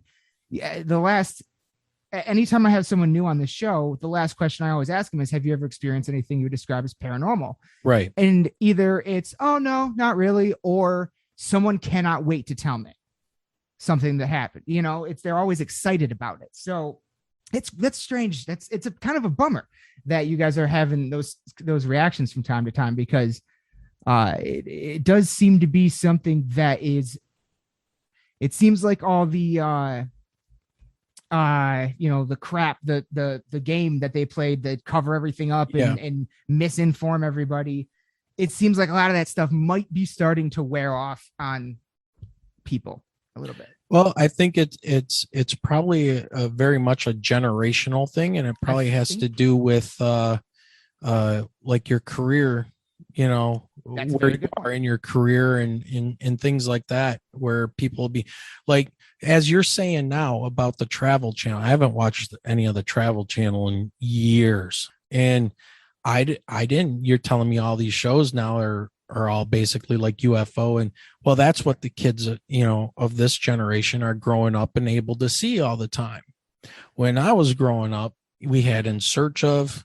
Yeah, love In Search Of. Mysteries, one of my favorites.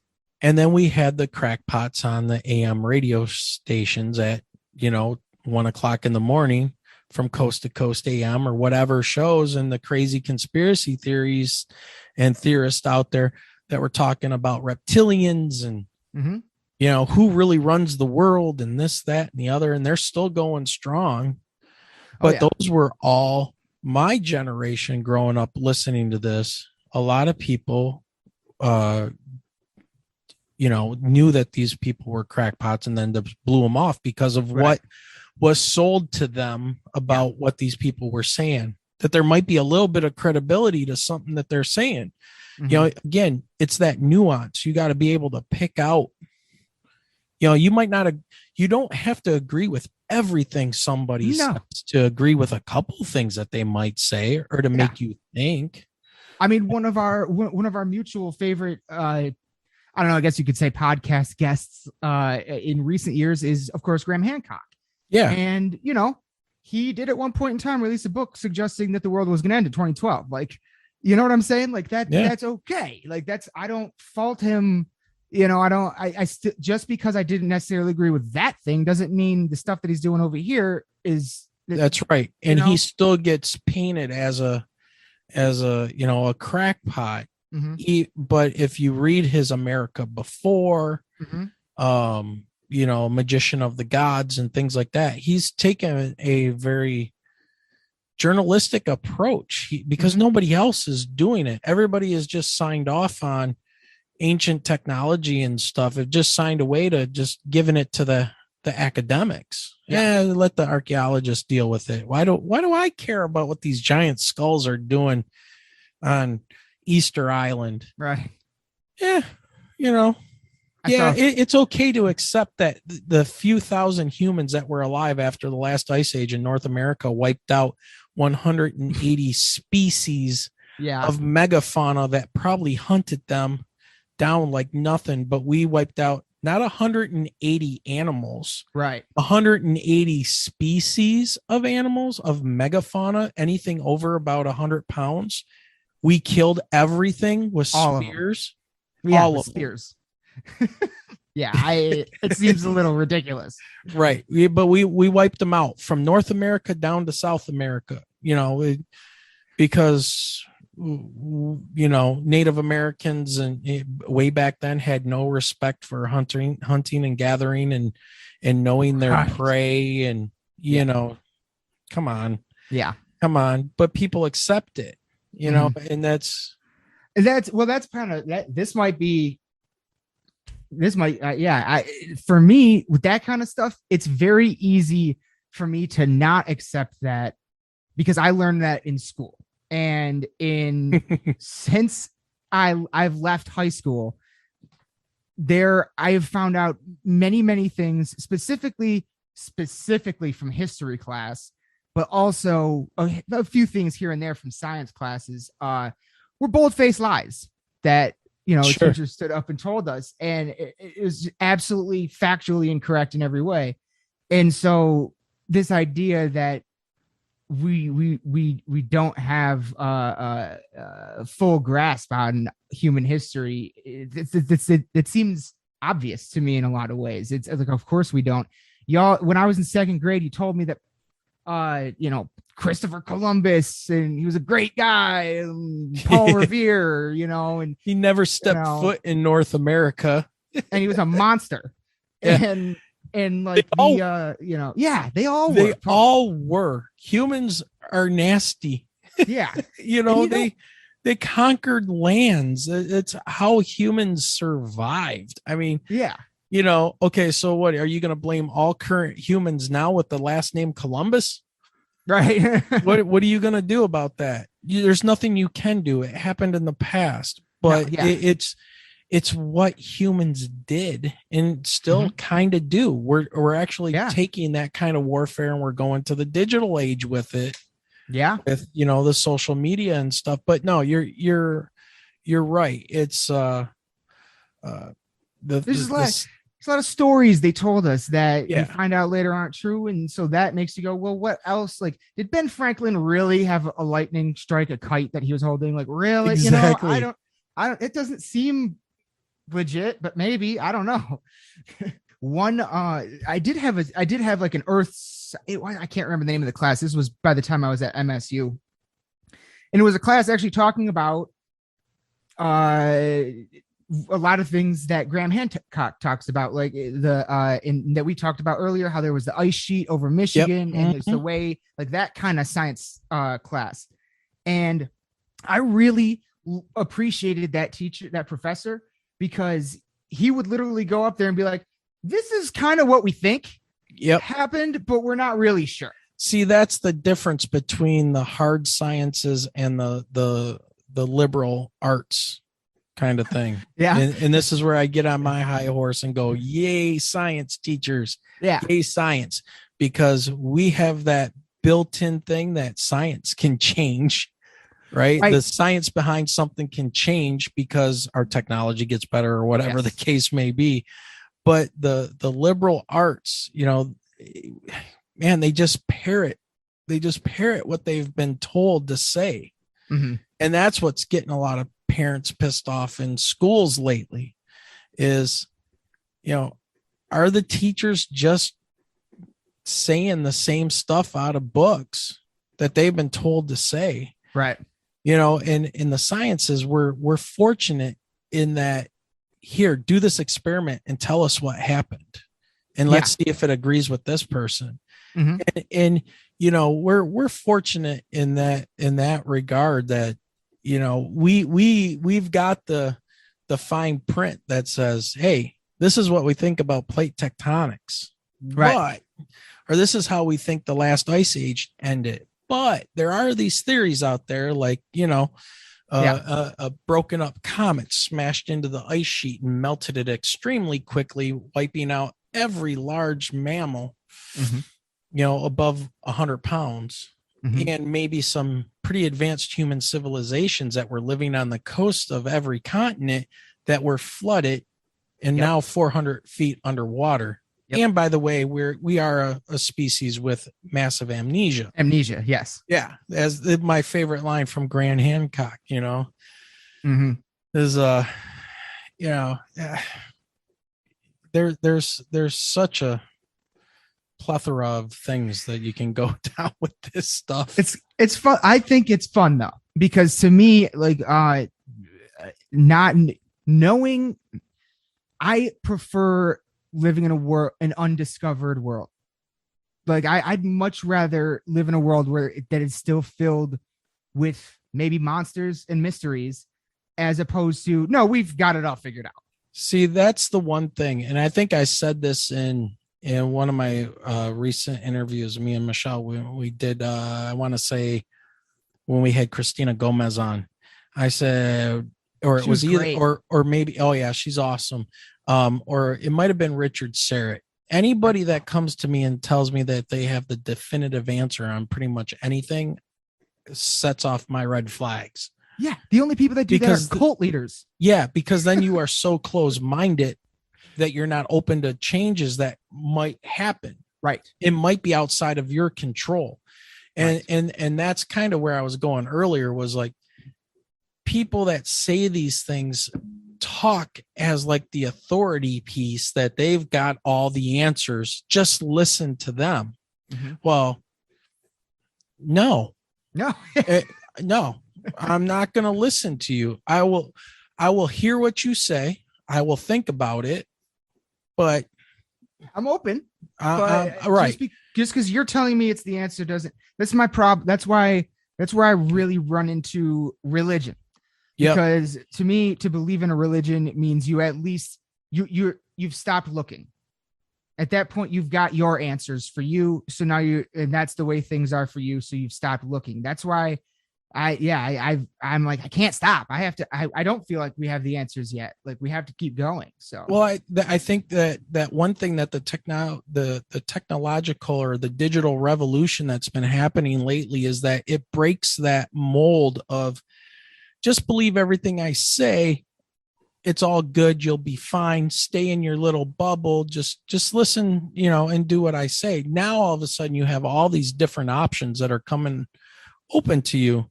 Right. Based on, hey, if I wanted to see what's going on in Japan right now, I click a button. If I wanted to see what the weather is in China, if I want to see what the latest report is in England or France, and I can have it translated. Yeah. So I have all these different options open to me. I don't need to listen to just one person. But again, humans like being comfortable. Right. And so if you find somebody you can agree with, you're gonna listen to them, and, you know, hey, I like this nice little comfortable house, and, you know, why would I want to screw that up? Right. Yeah. Well, and that's part of the problem. It's not a problem. It's a good thing, but because you got people telling you they have all the answers and it's all figured out. And what we're finding in this paranormal UFO community realm thing is that now, with the digital revolution being kind of pointed toward the paranormal material and stuff, that we in no way have any of this figured out. It's real. The government decided that they better acknowledge it somehow. So they did a 9-page report that said, we figured out 1 out of 144 things. Stay tuned. Also, we're not looking back that far. Right. And stay tuned. Right. Yeah. Stay tuned. And now every year, a report will go to Congress. Right. Yeah. Right. But it's too late. The cat's out of the bag. And And too many people are starting to come forward who have credibility and credentials and, normal people like Michelle and I. And so, when we run into that generational gap of like, oh yeah, did you see Little Green Men too? Ha ha ha.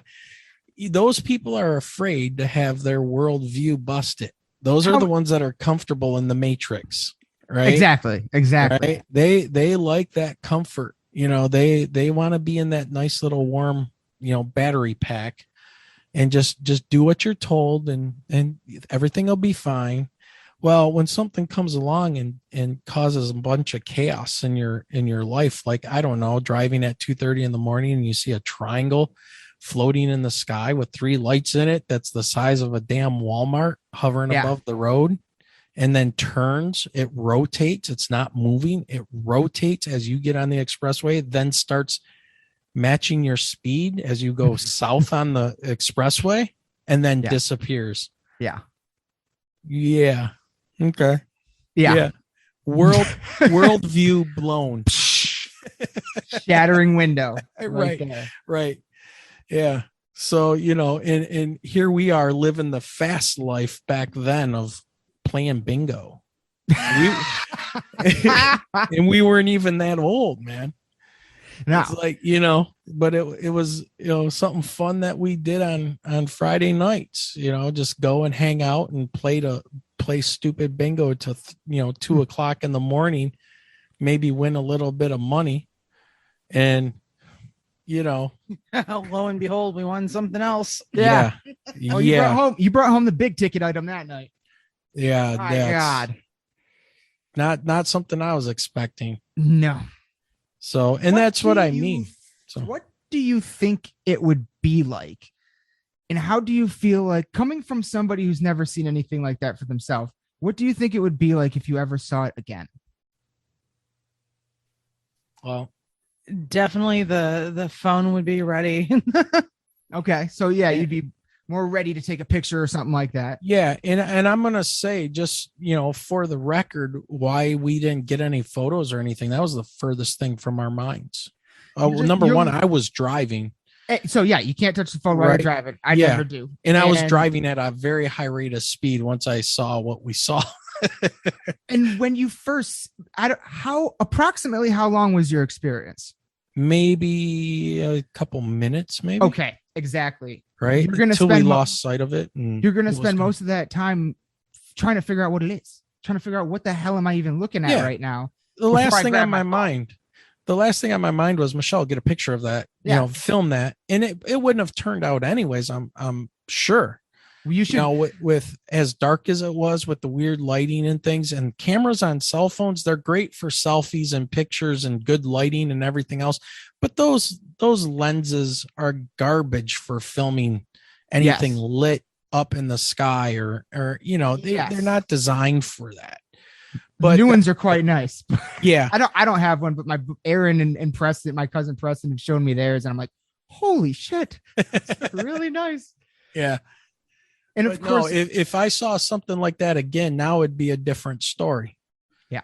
It would be, okay, I'm going to actually stop, and I'm going to try to get some kind of photos, and I'm going to observe, record everything that I can, because I'm not going to be in that fight or flight mode. Right.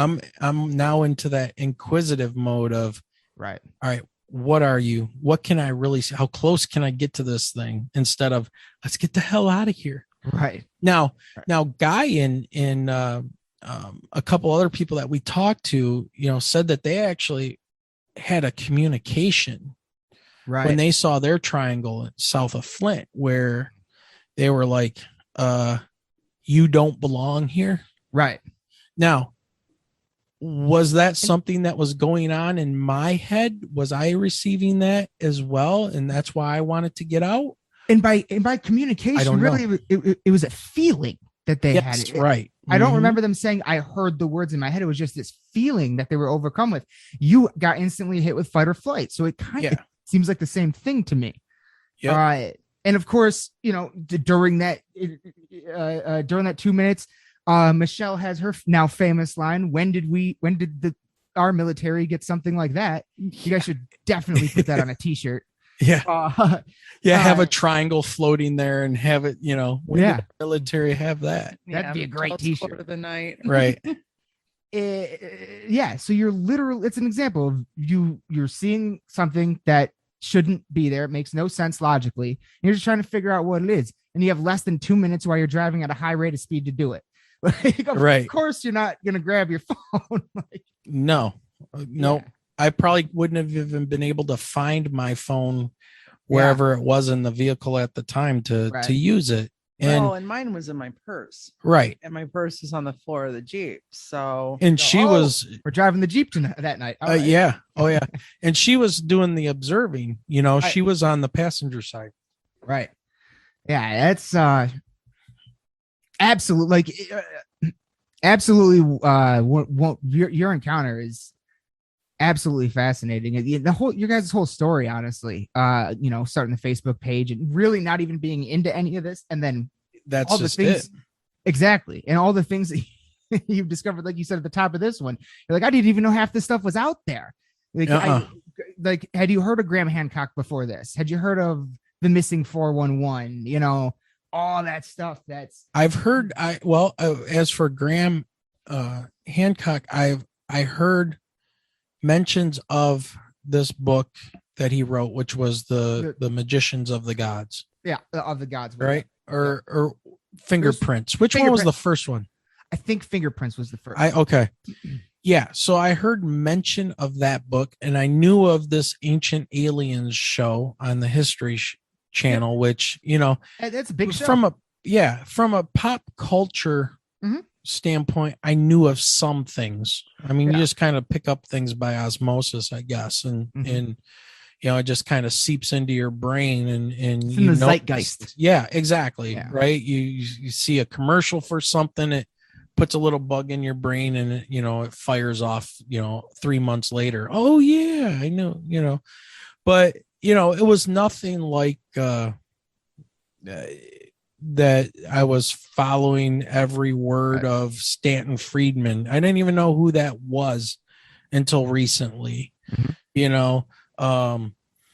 Stephen Greer, and then digging into Graham Hancock, and then Randall Carlson. Great. Right. And then Richard Dolan, and holy smokes, like all of this stuff that's out there. It's like, oh man. No. So it was like, I didn't know of any protocol or whatever you're supposed to do in a situation like that. It was, no, we're gone. See ya as fast as I can get this thing going. Yeah. And, so, well, let me ask you that same question back to you now. Now this will be interesting because of my lack of pre-programming and following the television shows and stuff. Now, you haven't seen one of these things yet. What do you think your reaction kind of coming up in this? You're a younger guy. You're kind of the target audience of like a Cristina Gomez and her bridging the gap of taking the old fogies information and taking it downstream to the new kids. What would you do? How would you handle a situation like that?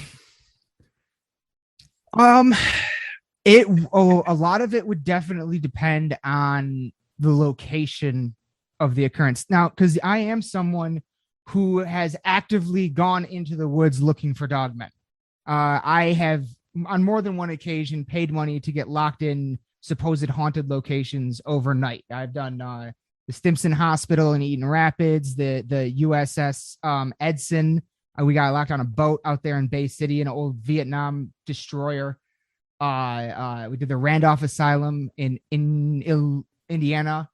We've done a handful of these locations where we actually actively go. Fort Wayne in Detroit is probably the most active place I've ever been. The Dundee Mill down there in Dundee, Michigan. Okay. All these places I've been like locked in overnight. So I actively look for this stuff. I have I have amassed a small collection of evidence and experiences, but I have yet to find the thing to have the experience that makes me go, oh my God, I'm seeing it. Like I'm actually seeing it for the first time. If it were to be something like that, if it were a situation like yours, where I'm moving at a high rate of speed on a freeway, again, yeah, it would kind of, if I were moving at a high rate of speed on on I-69 in between Lansing and Flint, which is a trip I have done well over 1,000 times. I know that road like the back of my hand. I could do it blindfolded probably. If I saw it out there in the middle of the night, I would have zero issue probably pulling over to the side of the road and just stopping to take a look at it if I felt like that's what I needed to do, because it's stopping on the side of the freeway at night. That's dangerous. But if there was no really other cars around and it was moving to the point where I'm like, if I want to keep seeing it, I have to stop. I feel like I would pull over and observe it. If I were like on a back country road, and again, by myself, that might be a different story. That's the making of a movie right there. that's the Betty and Barney Hill case. I mean, that's kind of a different story. I definitely think I would be scared. I definitely think the adrenaline, the hairs on everything would be on end, and the adrenaline would be pumping. But it's something you would probably you have a level of desensitized, right? You've been desensitized to that aspect of it. At least if you saw something like that, your reaction would probably be different, like you said, based on your location. Yes. And it's what I would say is I would assume that I would be like, I'm finally seeing something. We got one, from Ghostbusters. That would be, but because this is stuff that paranormal things are things that I actively go out and are experiences I try to have. How do you go looking for UFOs? So I've never like really done that. I've definitely seen things in the sky where I didn't know what they were. But it was just a light, it wasn't a shape or anything sizable. Right. There's this one thing here, there's twice I saw this thing, and I think I actually figured out what it is, but in the middle of the city in East Lansing, Michigan, across the sky, there was just a line of red lights, like little red lights. And for the longest time, I thought they might've been like, those like Chinese candle things that you let go. Oh, the Chinese lanterns. Yeah, but they were way too in a perfect line. They weren't deviating at all. And then years later, I saw what how it looks when SpaceX launches satellites, and it looked the exact same. So I think I was just seeing Skylink. I think I was just seeing Skylink launches. But at the time, I was like, what the hell is that? And one of the times I was in literally downtown East Lansing outside of a bar having a cigarette at the time. And I'm standing there around a bunch of people. And I'm like, is nobody else seeing this? Like, what is that? And nobody could tell me what it was at the time. I think I still had a flip phone, if it gives you an idea of how long ago that was. But yeah, so there've been a couple times. I want to think that I would be inquisitive. I want to think that my years and years of watching and rewatching every countless documentaries and X-Files episodes and Coast to Coast AM episodes and just growing up with this stuff, I would like to think that I wouldn't immediately just be like, run, unless unless that feeling kicks in inside of you. There's nothing you can do about it. And it might be being caused by whatever sort of energy that thing is putting out. Right. Who knows how it's even being propelled? What do its engines use for that? And who knows what kind of effect those kind of waves could have on a human body, It could just be down to the literal mechanics of the ship put out a certain sort of EMF frequency that makes us do that. And it's kind of like with ghosts, when you have an EMF detector and it starts going nuts, and it shouldn't be, you start to feel something. There's electricity in the air. There's something going on. And that's something I'd like to ask you about, actually. As we, like you alluded to earlier, with new technology now being more pointed at the paranormal stuff, now more than ever, there's a plethora of ghost hunting equipment. The problem with ghosts is it's for people like us that like to look at things scientifically, you can't test it. It's so hard to like get real evidence. But now we have a whole lot of equipment that is pretty unique. And so how do you feel if someone were to present to you a piece of footage where, let's say I go to a place and I get some footage, and at the same time I have an EMF detector going off, I have a motion sensor going off, all pointed in the same general area, there's nothing there, and at the same time as all that, we get like a disembodied voice come through on a camera or a voice recorder. How does someone like you approach something like that? So the evidence would definitely be compelling from all those sources at the same time. At once. Yeah. I would definitely be very interested in that. And from a scientific standpoint, I would want to replicate that exactly how you did it. So the EMF detector, even using the same one plus a different one, you got to rule out the variables, right? Yep. That's the problem, though, with the whole paranormal issue, is that you could set stuff up in that same exact place and nothing would happen there. Again, it would happen 3 feet behind where you have all your stuff set up, and you would have eyewitnesses there, but then nothing would be caught on your equipment, which makes it not scientifically measurable in that regard. It's like, we speaking of that, we when I found that Midland haunted Saginaw thing about Dice Steve Prozac Shibby. Yeah. Yes. I love them. I've actually seen them live. I went to one of their premiere nights. Yeah. Well, we watched two of his movies, the one about Hell House. Yep. And then the one about the City of the Dead. Oh, okay. Yeah. And I've been watching the one about the Saginaw house, Braybrook or something like that. Yeah, he's got like 10. I've seen them all. Yeah. Very They're great. Very cool stuff. Yeah. And it's like, okay, the creaking footsteps and things like that. Cool. Can we get that to happen again? Right. Can we have different equipment there? Can we have different observers there and get the same thing? And that's what I liked about the Hell House one, because you had all the police officers that were reporting, right? They were reporting the same things, and it was happening. They had a binder full of police reports. It is the number one haunted location on Earth. It has more police reports on it than any other location. It's all been documented by different people. Now, they didn't have the EMF detectors and disembodied voice recorders and voice recorders and things like that. And it's too bad, but so from a scientific standpoint, that's where you run into problems.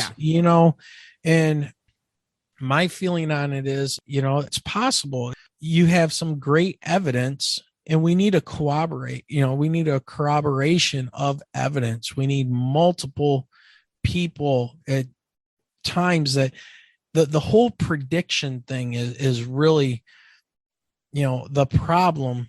That ghost has got to appear here at the same time that you recorded it tomorrow. Or whatever, and they just don't function that way. Right. So, it's so hard to say. I mean, it really is, because there's things in science like, measuring neutrinos and things coming from outer space and gravitational waves. They don't happen all the time, but you can measure them, and you can reliably measure them. And that's the thing with paranormal. Can we do that? Well, we can collect evidence, but can we put empirical data on it? And that's kind of, and then you start getting into like the whole debate versus science and religion thing. It's the same kind of an idea. That's kind of what I was like. It's like at the end of the day, whether I say I believe in ghosts or not, I still don't know what they are. Exactly. Like, are they the spirit of a dead human? Okay, well, that means that humans have souls. Can we prove? We can't prove that. And then why are they trapped here then? Yeah, why don't they have somewhere else to go? Or is it a situation where now, we don't understand whether or not humans have souls or not.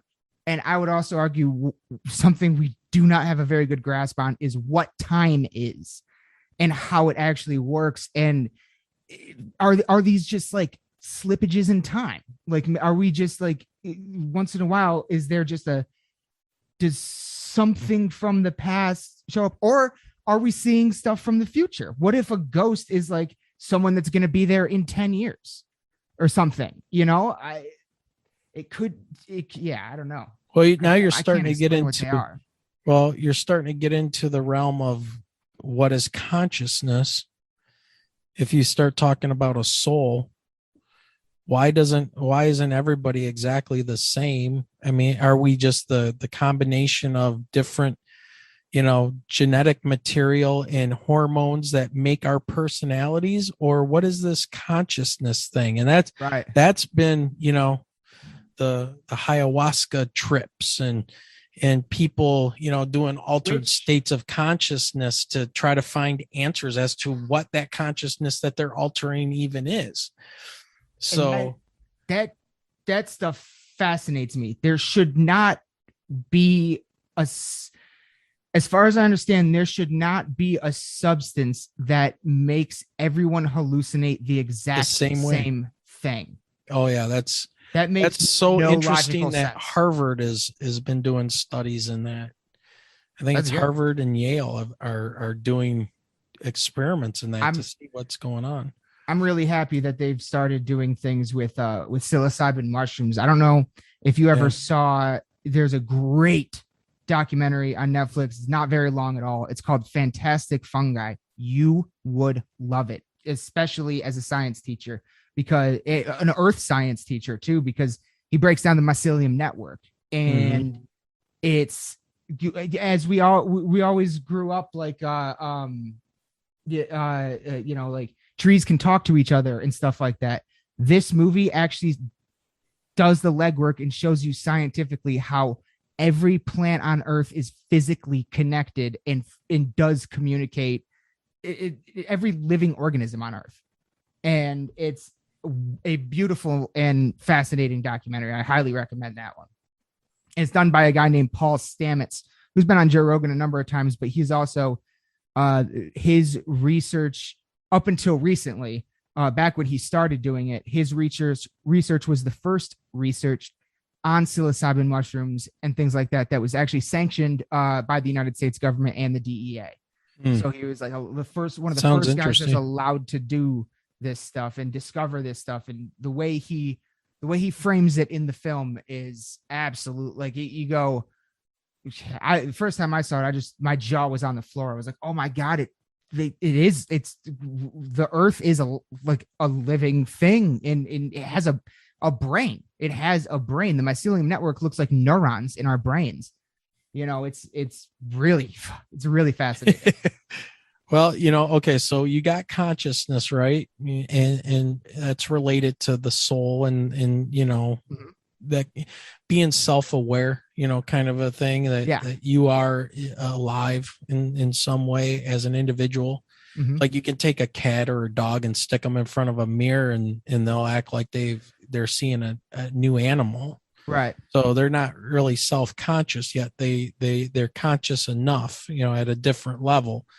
But then, you brought up time, and I always found time to be a very interesting thing because the universe doesn't care about time. It doesn't function in time. We do.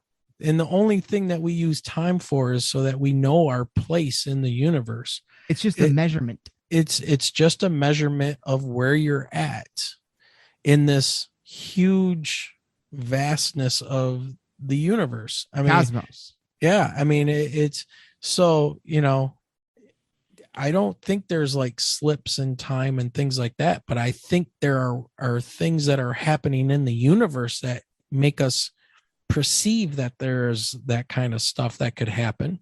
And so, time is interesting because, it's not space and time, it's space time.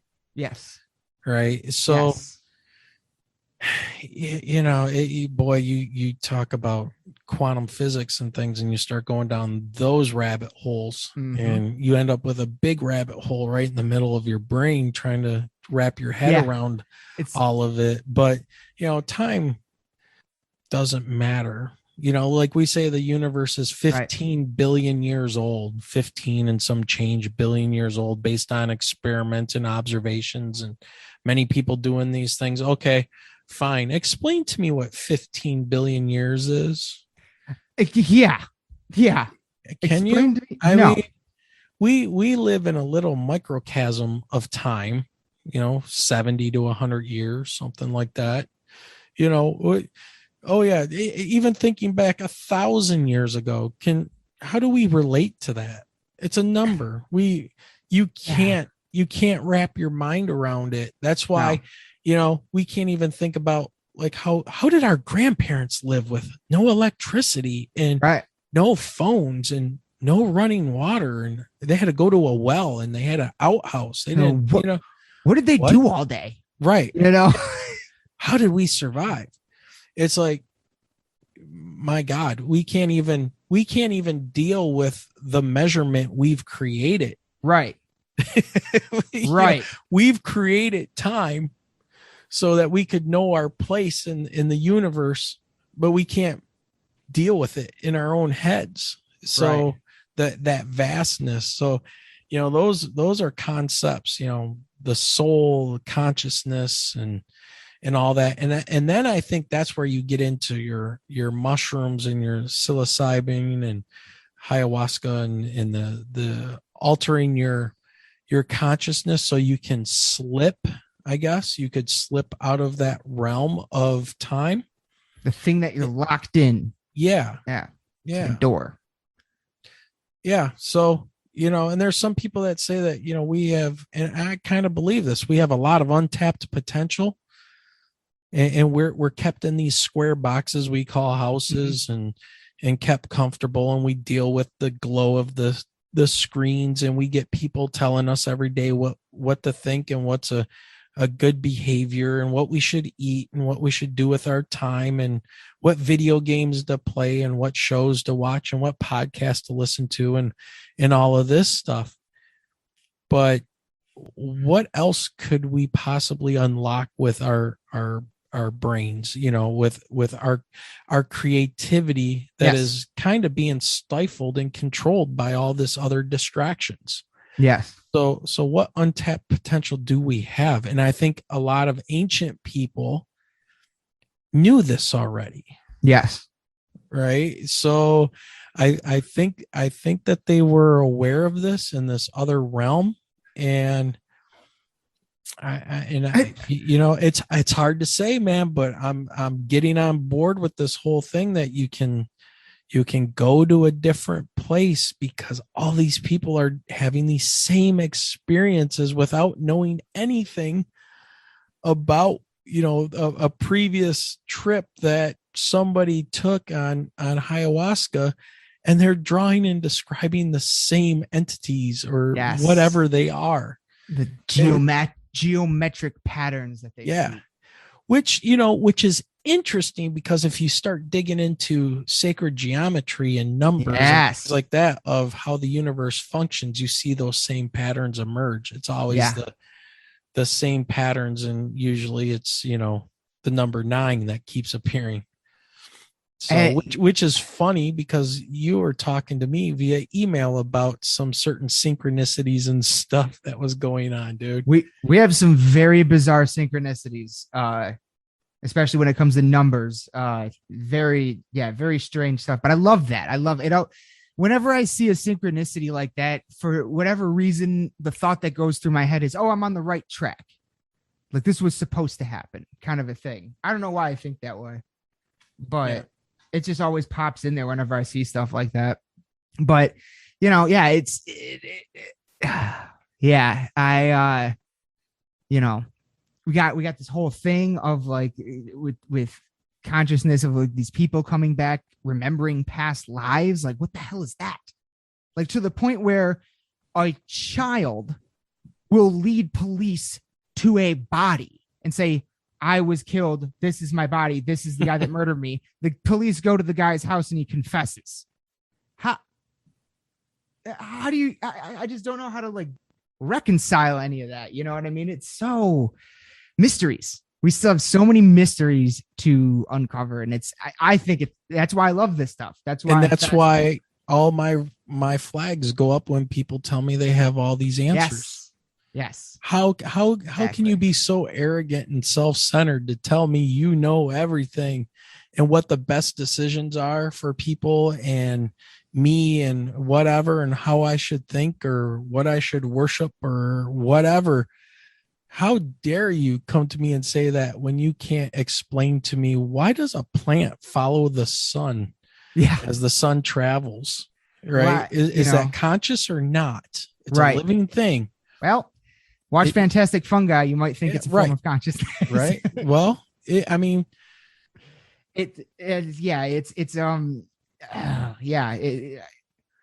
don't have, they definitely, it's like Carl Sagan, the hubris of man, that famous, one of my favorite speeches of all time is him saying the pale blue dot speech. And think of the rivers of blood that were spilled so that they could become momentary masters of a speck of a dot. Yep. In infinite nothingness, floating forever in infinite nothingness. Exactly. How long have telescopes, actually telescopes probably been around a long time, but say 500 to 1,000 years when like Galileo started doing his stuff or something, roughly something like that. How do we even have enough data to know it's 15 billion years old, the universe? Like, we have so many conflicting things about the Big Bang, and like we're seeing different things, and it's the idea that we can just explain it. And we've had movies for for about 100 years. 100 years we've had film on big screen, right? And yet we think we know everything. Like, Well, I do want to say just real quick, Michelle is bowed out. She's got an early morning tomorrow and stuff. So she said to tell you good night, and she dropped off the call. So that's, if people are wondering where she disappeared to, she's going to the Cloud 9. Yeah. And gonna have some hopefully dreams of aliens or something. Who knows? Yeah. Hopefully she doesn't get woken up at 3:33 again. Yeah, no, that's me, man. I've been snapping pictures of my phone when I wake up in the morning, and I'm like, oh, it's time to get up. 3:33 or 3:30. It's usually one of those, almost, I want to say, a couple nights a week. That's very bizarre. It's very, very, very bizarre. Very bizarre. But yeah, no, man, it's there's so many great mysteries out there, and that's one of the things I really like about podcasting and stuff is you can hear all these perspectives from people and talk to amazing people with their own perspectives about things, and then you find out some of the synchronicities and things that have gone on with them and you, and man, we're all connected on that little blue speck, man. Yep. The pale blue dot. Yeah, and I think that was the point of Sagan's idea. Yeah. I don't think I heard his speech before, but I think that was the whole point, man. Look at the universe, or what we can see of it. Look at it, and there you are on that little thing. Yep. And we're all worried about, what's the saying? Don't sweat the small stuff. It's all small stuff. Yeah. Yeah. You're not even a dot Nope. on this planet from outer space. Nope. I mean, honestly, you're not. Yeah. One of the things he says in that speech is we at the moment we are alone in the universe. There's nowhere else that we know of right now that we can settle. Travel, yes, but settle, no. Right. No one is coming to save us from ourselves. Right. And that's Right. another thing too that really throws up flags for me is when people tell me about these things being saviors of, they're worried about the planet and they're worried about us and stuff. Then why are they only appearing to you? Right. Show up, man. You'll be top notch on Fox News and CNN, and you'll get all the coverage, and everybody will get to hear you saying, hey, you're destroying your planet. Stop being dumbasses. Right. Or whatever the case may be. Stop the nuclear weapons stuff. You guys got to get your acts together somehow. Stop treating each other like crap or whatever, I'm sure they're smart enough to understand our media and stuff that how we do things here. If they're zipping around doing 90-degree turns and not dying and pulling, 2,700 G's or whatever number and being just fine, I'm sure they know what our little primitive technology is, and how it functions. I mean, they turn on and off our nuclear missile sites. Yeah. I mean, that was a huge thing. And also in Russia too. The Russians came out and said that they were turning on the rockets. They were getting ready to launch. Yep. And then they got control back. Yep. So that's kind of scary. Hence. So they were playing and they learned everything about our major weapon systems. Why did they do that? Probably because that's the most threatening possible weapon we would have against them. So they wanted to learn it. And they learned it in 10 seconds. Yep. And now the rest of everything else, who cares? We can't touch them. Literally. Right. So they operate with impunity. Yeah. We're just getting better at tracking them and spotting them. Yeah. I hope. Yeah. It's fascinating, but it really is. The whole consciousness thing, man, it's fascinating, which brings me back to, are these things just our trapped minds starting to open up and create these things? What if it's us from the future? What if, yeah, exactly. But what is the future if time isn't real? Right. Oh my God. What is the past if time isn't real? I was so glad we got down these rabbit holes, because this is stuff. This is stuff I used to drive around for hours at night on back roads up here in Lansing with my buddy, because we would take all the at Lansing Community College. We took all the philosophy classes. You can take. Sure. And we would just go. What is real? What can you prove to me is real right now, bro? Like, Yeah. That kind of stuff. And I love these conversations. Well, it goes back into like, was it Schrodinger's cat, right? Yep. If you observe, if you don't observe something, does it exist? It's both. It's both dead and alive at the same time. Until you observe it. Yeah. Until you observe it. And then by the act of observing something, you've changed the experiment. Yep. Which is interesting, because they say the same thing about certain electrons and atoms and things like that they appear and disappear and can be in two places at once and seem to know when they're being observed. Yeah, exactly. And then react to being observed. It's very interesting stuff. But yeah, man, that rabbit hole, if we've created time as just a measure of one cycle of the sun, rising, quote unquote, rising in our sky and setting, when really it's not doing that at all. We're spinning around it, and we're spinning around our own axis. Yeah. So all we're doing is tracking. Yeah. That. Yep. That's all it is. So then what is time travel? It maybe if we got out of that mindset of thinking like that, again, that's, following this paradigm, maybe these things don't follow that. If they're not confined by the thoughts of time, then, maybe that's why they can go so fast or do the things that they do, because, well, what is time? What is distance? Distance is speed in time. And again, it's time out of the equation. And it's space time. Yeah. So if they're able to take out the time part and figure out a way to manipulate space, then there you go. That's warp drive, right? Isn't that warp drive where you warp space? Right. Yeah. You cut a wormhole basically. Right. Yeah. Oh man, I love this stuff so much, man.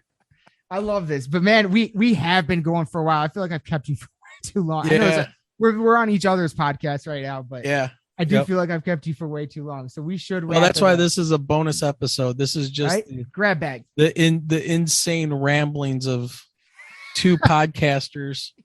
Well, it was three until one had to tap out, and I don't blame her. Our mornings start at 4:30 in the morning. Yeah. So, but no, man, it's great. I mean, because having these kind of conversations, I don't know if anybody will get anything out of this, but other than going, man, these guys are nuts. Get these two in the same room, see what happens. Maybe that radiation from that UFO really fried his brain. I don't know. Maybe. But yeah, man. Well, I can't thank you enough for your time tonight. This was an absolutely wonderful conversation. I'm really glad we got to do this during October.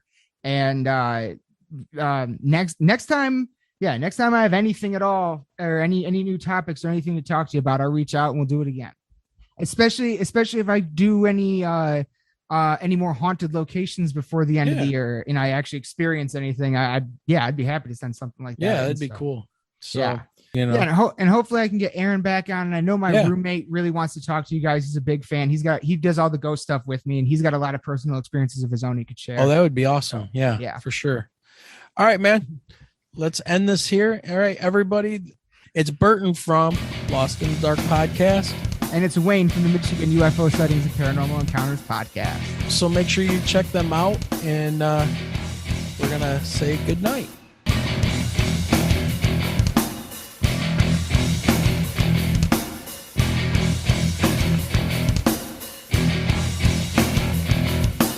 You have been listening to the Michigan UFO Sightings and Paranormal Encounters podcast.